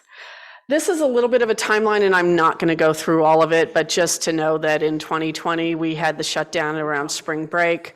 We did a lot of learning and a lot of shifting in 2021. I wasn't here for that with Petaluma City Schools, but people do talk about it, that it was a very collaborative period in your history, and that you did a lot of really good work with the teaching staff and the community to get kids back in school, back into the building. Again, 2021 just has two columns as much as went on during that time. We distributed, one of the things that we did ahead of everybody else is we were distributing test kits before or after breaks. So that was really important to help with, to slow the spread. Also, PCS was instrumental in helping get the teachers vaccinated. So. In 2022, things shifted. With every turn of every corner, we were shifting and changing. Things went from recommended, or things went from required to recommended to, yeah, maybe. And that's kind of where we are now. We're very much in we're recommending. It went from strongly recommended, and now it's just recommended. So we have completely shifted to over-the-counter testing, and test kits are available here at the district office and at school sites. And it's up to families now to monitor, unless I'll tell you some conditions where we would step in. But that's a little bit of a timeline. A little bit by the numbers. We've done 14,000 PCR tests and distributed over 30,000 test kits. Those are over-the-counter ones, and those are singular ones, right? They came two in a pack, but we kind of broke it down to over 30,000. And we did over 6,000 professionally administered tests. So the team was busy. And now the positive cases. So after June 2021, we had 1,400 positive cases. And then when it became self-reporting, 743 for a total of 2,200 cases. And that's on our dashboard. So we do still keep track of that, and we'll continue to. And now that we're moving from a pandemic to an endemic, we will continue to align with CDPH and make sure that we're following their recommendations, and as well as Sonoma County. And the two areas where we will step in as a testing team or encourage testing is in high-risk sports, we'll still encourage team members to test for basketball, wrestling. We will also, and those tests will be provided to the team members. And then if we have an outbreak, and that's 3 or more cases, and generally in an elementary school classroom that are linked, we would reconvene the testing team to go in and monitor that situation because we don't want it to get worse. So that's a little bit about COVID and where we are. I think that's the last slide. Are there any questions? Okay. Any questions? Thank you. You're welcome. You're welcome. Okay. All right. Comments from the public on non-agendized items. If you are online and would like to make a comment, we're going to open the chat and ask you to put your first and last name in the chat and the item that you would like to speak about. It needs to be about something that is not on the agenda. There'll be a chance to comment about agendized items later. And while the chat's open, I'm going to read our public comment policy. Under Government Code Section 54954.3a, members of the public have the right to address the governing board on any items of interest, providing it relates to the subject matter jurisdiction of the school district. While Government Code allows speakers to criticize the district's policies, procedures, programs, services, and/or employees, the district does have a policy specific to complaints against employees. Should comments from the public pertain to a specific district employee, the board requests that the complaint first be submitted in writing to the employee's immediate supervisor for investigation. If the comment is about something that is not on the agenda, it will be heard only during the public comment on non-agendized items period. Once that part of the meeting is over, comments will only be taken on agenda items during the discussion of those items. The board values public comments, and although we cannot take action or discuss items not on the agenda, we listen carefully and appreciate input from the public. Public comments are subject to a 4-minute per person limit or 20-minute limit per subject matter. And looks like we don't have any comments from the public, including Aaron. No? All right, well, you are the public right now. So. All right, so we're gonna move on to adoption and approval of the agenda. I move to adopt and approve the agenda. Second. Yes, the microphone. All right. Oh, wait, not yet. All in favor? Aye. All right, report on activities and correspondence of school board members since the last board meeting, equity committee meeting, NAACP Ed committee meeting, Petaluma Blacks for Community, wait, is this the right one? Yeah, for development meeting. We do so many of the same things. United Anglers of Casa Grande fundraiser, McDowell Dia de los Muertos event, office hours at Grant and McDowell and Cherry Valley, LCAP, Adult Education ESL Leadership Class Graduation, Continuous Improvement Committee meeting, Safety Committee meeting. Oh, I put equity twice. Okay, Boston University webinar on non-binary and transgender youth study, and student board members, Health Sciences Club, Childhood Cancer Relief fundraiser. Also went to the United Anglers fundraiser and wrote a PEF impact grant for Casa's tree planting. Are there any that I missed?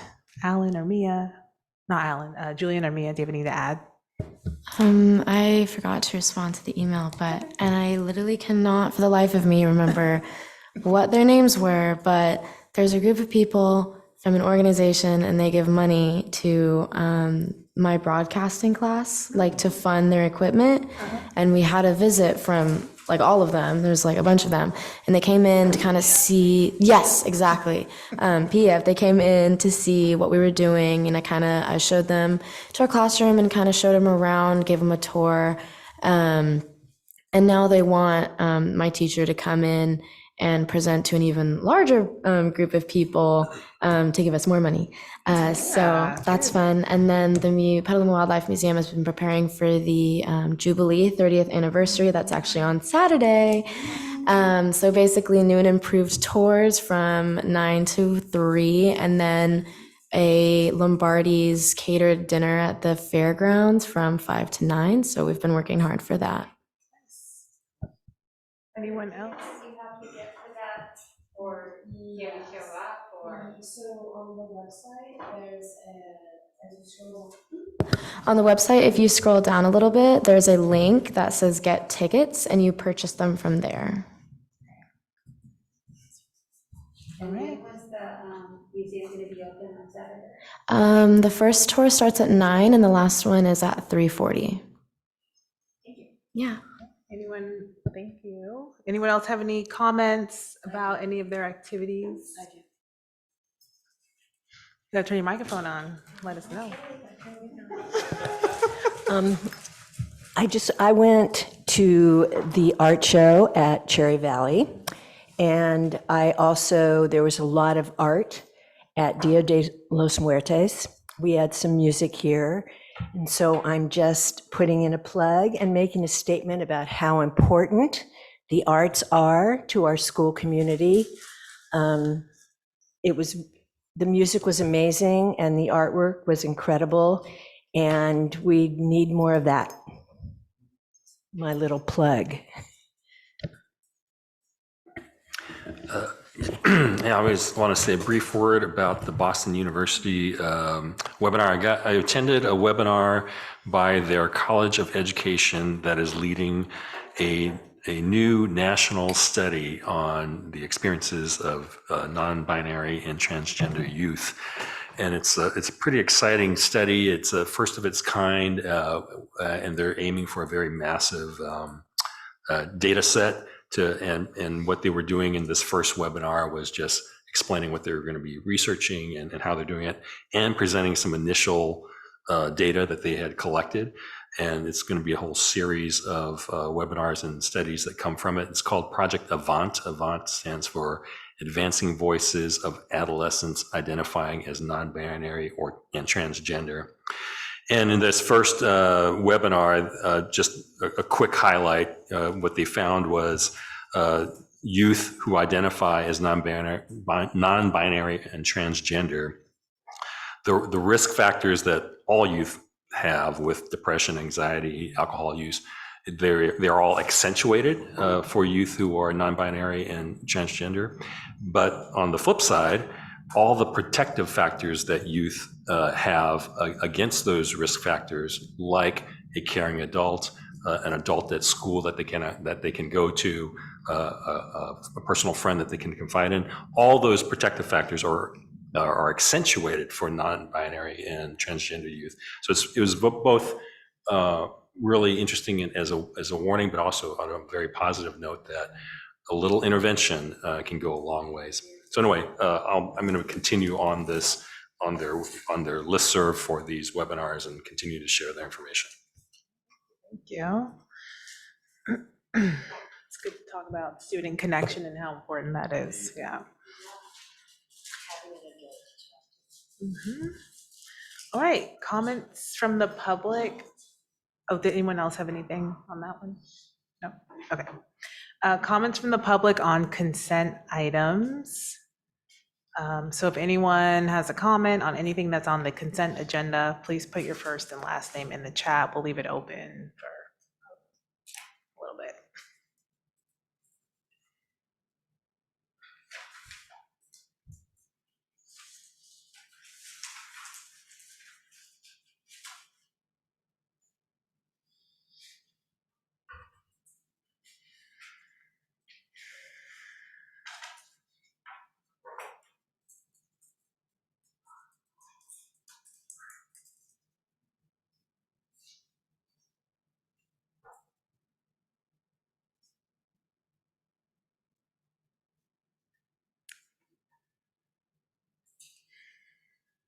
All right, I think we can go ahead and close the chat. All right. Approval of consent agenda by consolidated motion.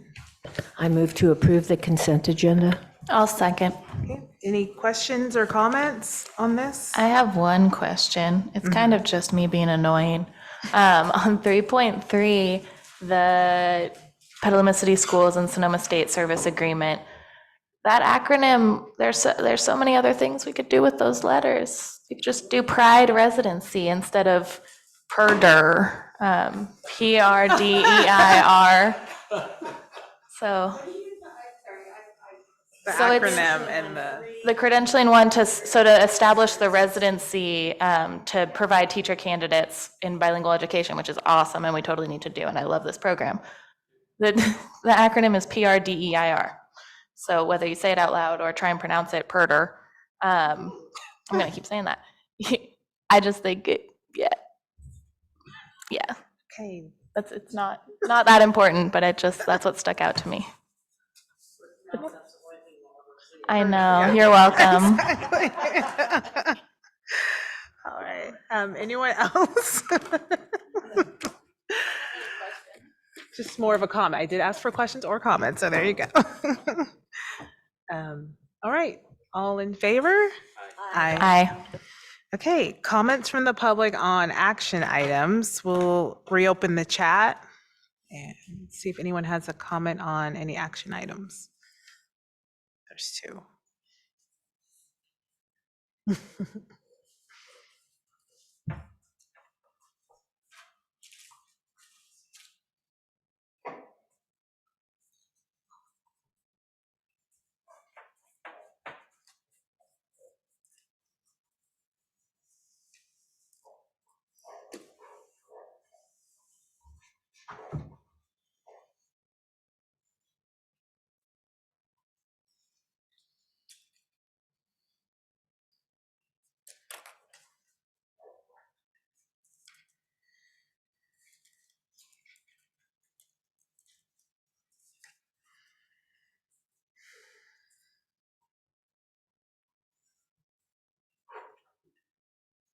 All right. Caitlin's favorite. Oh, we can close the chat, sorry. Caitlin's favorite On action item, item 8361. 13.1.1, I moved to stay in hybrid for another 30 days. This is one of the last times I get to say this, so. Second.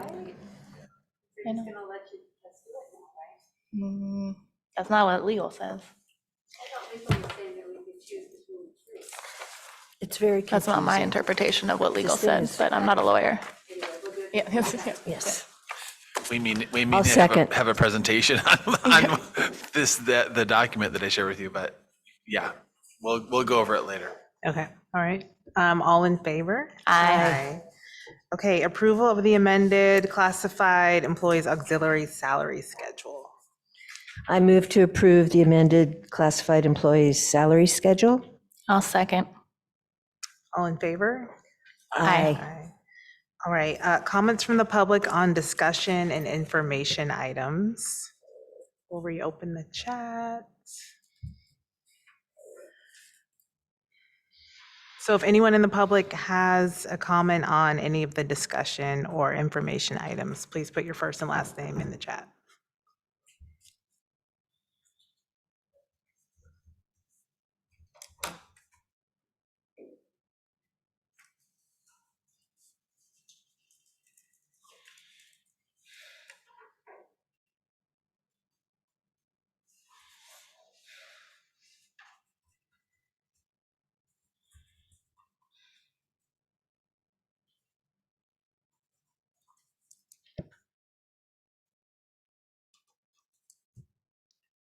All right, we can close the chat. Let's see.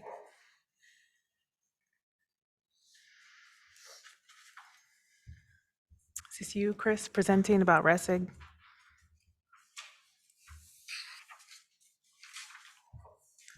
I saying that right? RESIG. You are saying it right, Resig. And this is really, I don't have a PowerPoint with the old or the new logo. But it's pretty self-explanatory. Okay. Did anyone have any questions or comments about it? Any questions for Chris? No. Okay. About any of the other educational, the first readings, Title I, the ARs and BPs. Actually, had a question about one of them, about the parent involvement, number 6. Just like thinking about like my own parent involvement. And I've had a discussion with Jen, Dr. Jen's wife, about this as well. Just like the financial barriers. I know like technically there's no cost to play a sport, but really, I mean, my kids come home with like raffle tickets and all kinds of things that I end up buying. So there's that. And then like students, you guys help me out. Like how much are the homecoming dances? Like how much did it cost at CASA at Petaluma High? Petaluma High's tickets this year were 30. Then they used to be 15 to 20. That's because I feel like when COVID hit, ASB lost a lot of money, especially for the senior class. So yeah. They were more expensive at CASA, right? Were they like 40 if it was late or something? I And then they think it sold was, out. I think it was around 30. I could have been more, but around that range as well. So And I know that like there should be money, for students who can't afford things, but like how is that communicated out? Like if a student can't afford, like, I don't know, they're part of the fundraiser for a sport or to attend a dance. I mean, when I think about parent involvement, it's like those activities as well. So I don't know if there's something, I mean, it did reference that in the parent involvement policy. It talked a lot about just activities, on-site activities. So I don't know if we can be more like, give more like direction to principals, just to give more clarity to students, like about, like, I don't know, if you can't afford something, like a sport or an activity. Yes, and we just recently had this conversation with our high school principals around sort of the current practice, and if a student expresses that they're unable to pay for something, they want to participate in a dance or an athletic, that we want to make sure all students have the opportunity to participate. And I think they had similar responses that is there are ways for students, I think we need to make it more clear to students that if there's any sort of struggle financially and you want to participate in something, that here's what you need to do in order to participate. Was that your take, Tony? Yeah, and they shared how students typically come up to one of the adults that they know, and that's why it's really important to build those relationships, having a positive adult to build those relationships with our students. Who share that they are struggling with being able to afford some of the activities. And oftentimes the schools will set aside extra tickets or set aside extra funds to help support the students, even getting prom dresses or tuxedos for students who attend like prom or any of the other dances as well. I think it just needs to be clear. Yeah. We need to be a little more clear, and that's kind of what we talked about. So Students this is a and recent parents, conversation. Yeah, It might be embarrassing. It might be embarrassing for some students. So if they don't have an adult that they can go talk to, they might be just too embarrassed to even deal with it. Yeah, unless it's like very explicit. And we talked about the Stop It app as a potential way to sort of share if they don't feel like there's someone that they can reach out to. Well, and some students don't know that their families are struggling. A lot of parents try and keep that. So even if the kid is willing and able to opt into this help, making sure parents know is important. Yeah, there's a lot of ways that we can do to help our needy families and students. Those are things that I'm hoping that we can continue to work with our school sites to help develop. So kids can go in the Stop It app. We started the conversation like, what could this be a way for someone to just report, hey, I don't know who to talk to. I'm just struggling my family's struggling right now financially. I'd really like to attend this game or go to this dance. Is there someone I can talk to? Because administrators are monitoring those. So it's a way. I'm not saying there are pros and cons of that. We also don't want flooding of random messages on Stop It app. But I think the ideal practice would be, I have a relationship with this assistant principal or my counselor here or this teacher, and I reach out to them and I tell them, and there's a way for them to report this and we can get them a ticket, or we can get them what they need. I just think they need to know that that is an option. Right. Right, and I don't know Exactly. if they actually know that. Right. That is an option. Okay. I don't know, do you guys know that that's an option? Like, do you, like, is that, yeah.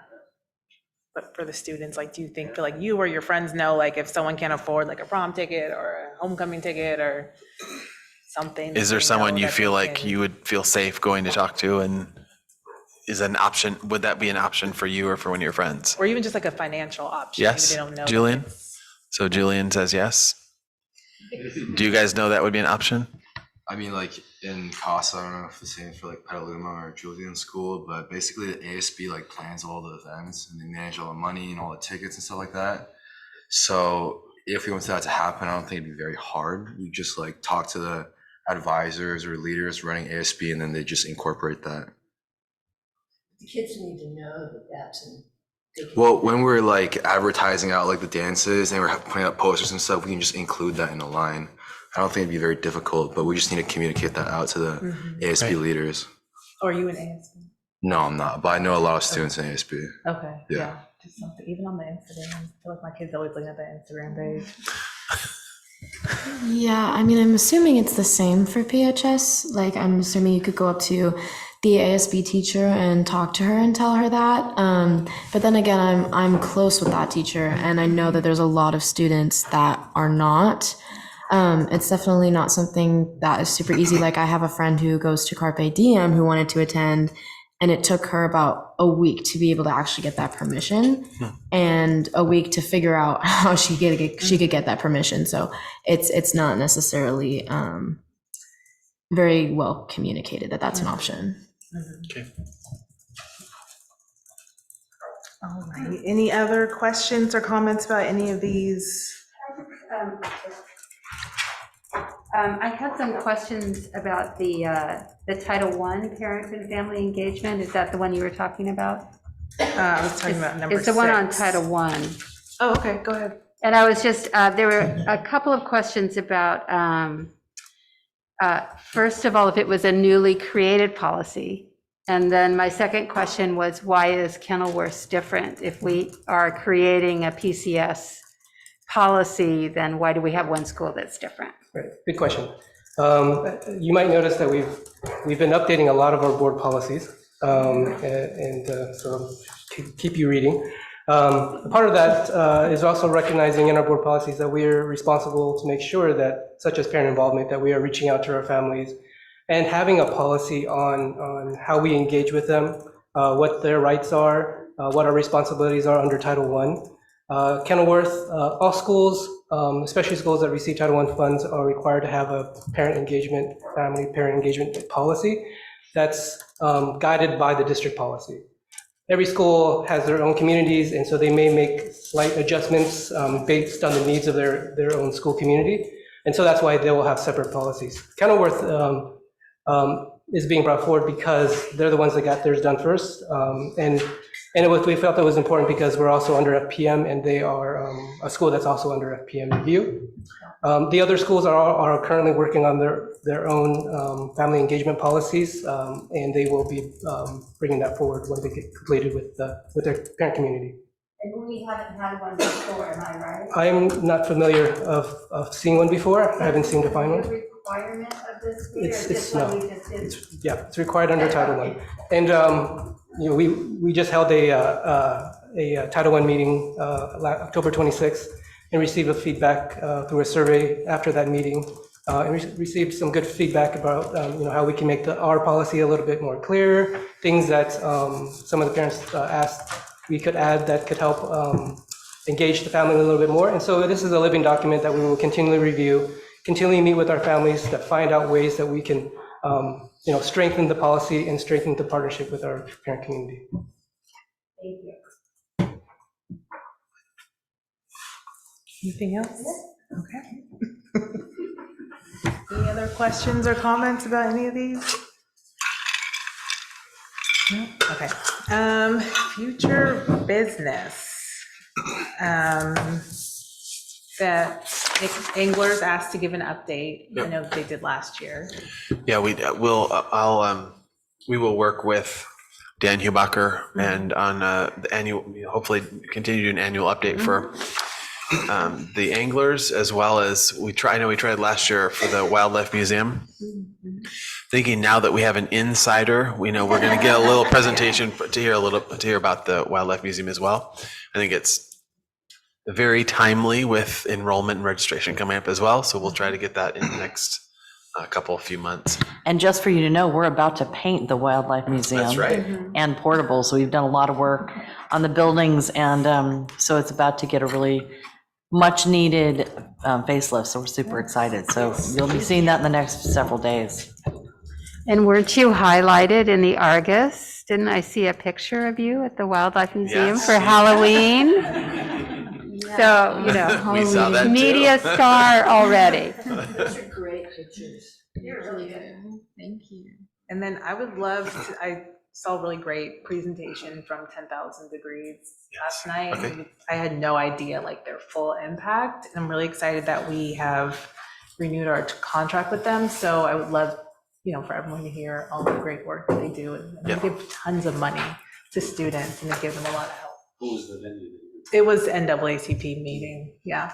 Yeah. Are you suggesting? Would you like a presentation here? Yes, Yeah, we'd love to do that. We get a lot of kids in college. Yeah. First grade. And we already spoke about this, just like what are the options for students, like our lower socioeconomic status students? Like what are the options for engagement, not just sports and things we talked about, but I mean, like, there's just so many things that cost money, just making sure that they know, and like really looking at ways to engage those families. Okay. Anyone else? Just congratulations to Caitlin, Joanna, and Maddie on your reelection. Yes.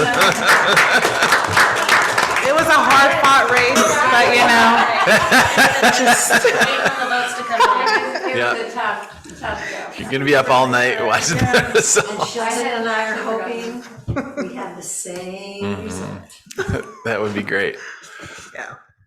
Thank you. So I just want, this isn't kind of future business, but I just want, I think it's fitting to say right now, sorry, Maite and I have been a little distracted this meeting because we've been working on something behind the scenes. So we had two students, student from Valley Vista and Pengrove, who went missing during the meeting, or right before the meeting, during the meeting. And we just want to announce that they were both found by the Roanoke Park Department of Public Safety and the Cotati Police Department. So we've been sending out a couple of messages, so you'll see them when you open up your devices. They're safe. We don't have a lot of updates, but just they're safe and they're home. I think they were together. Yeah, one instant. Thank you. Yeah, I saw that email. Okay. Anything else? Future business? All right. With that, we are adjourned.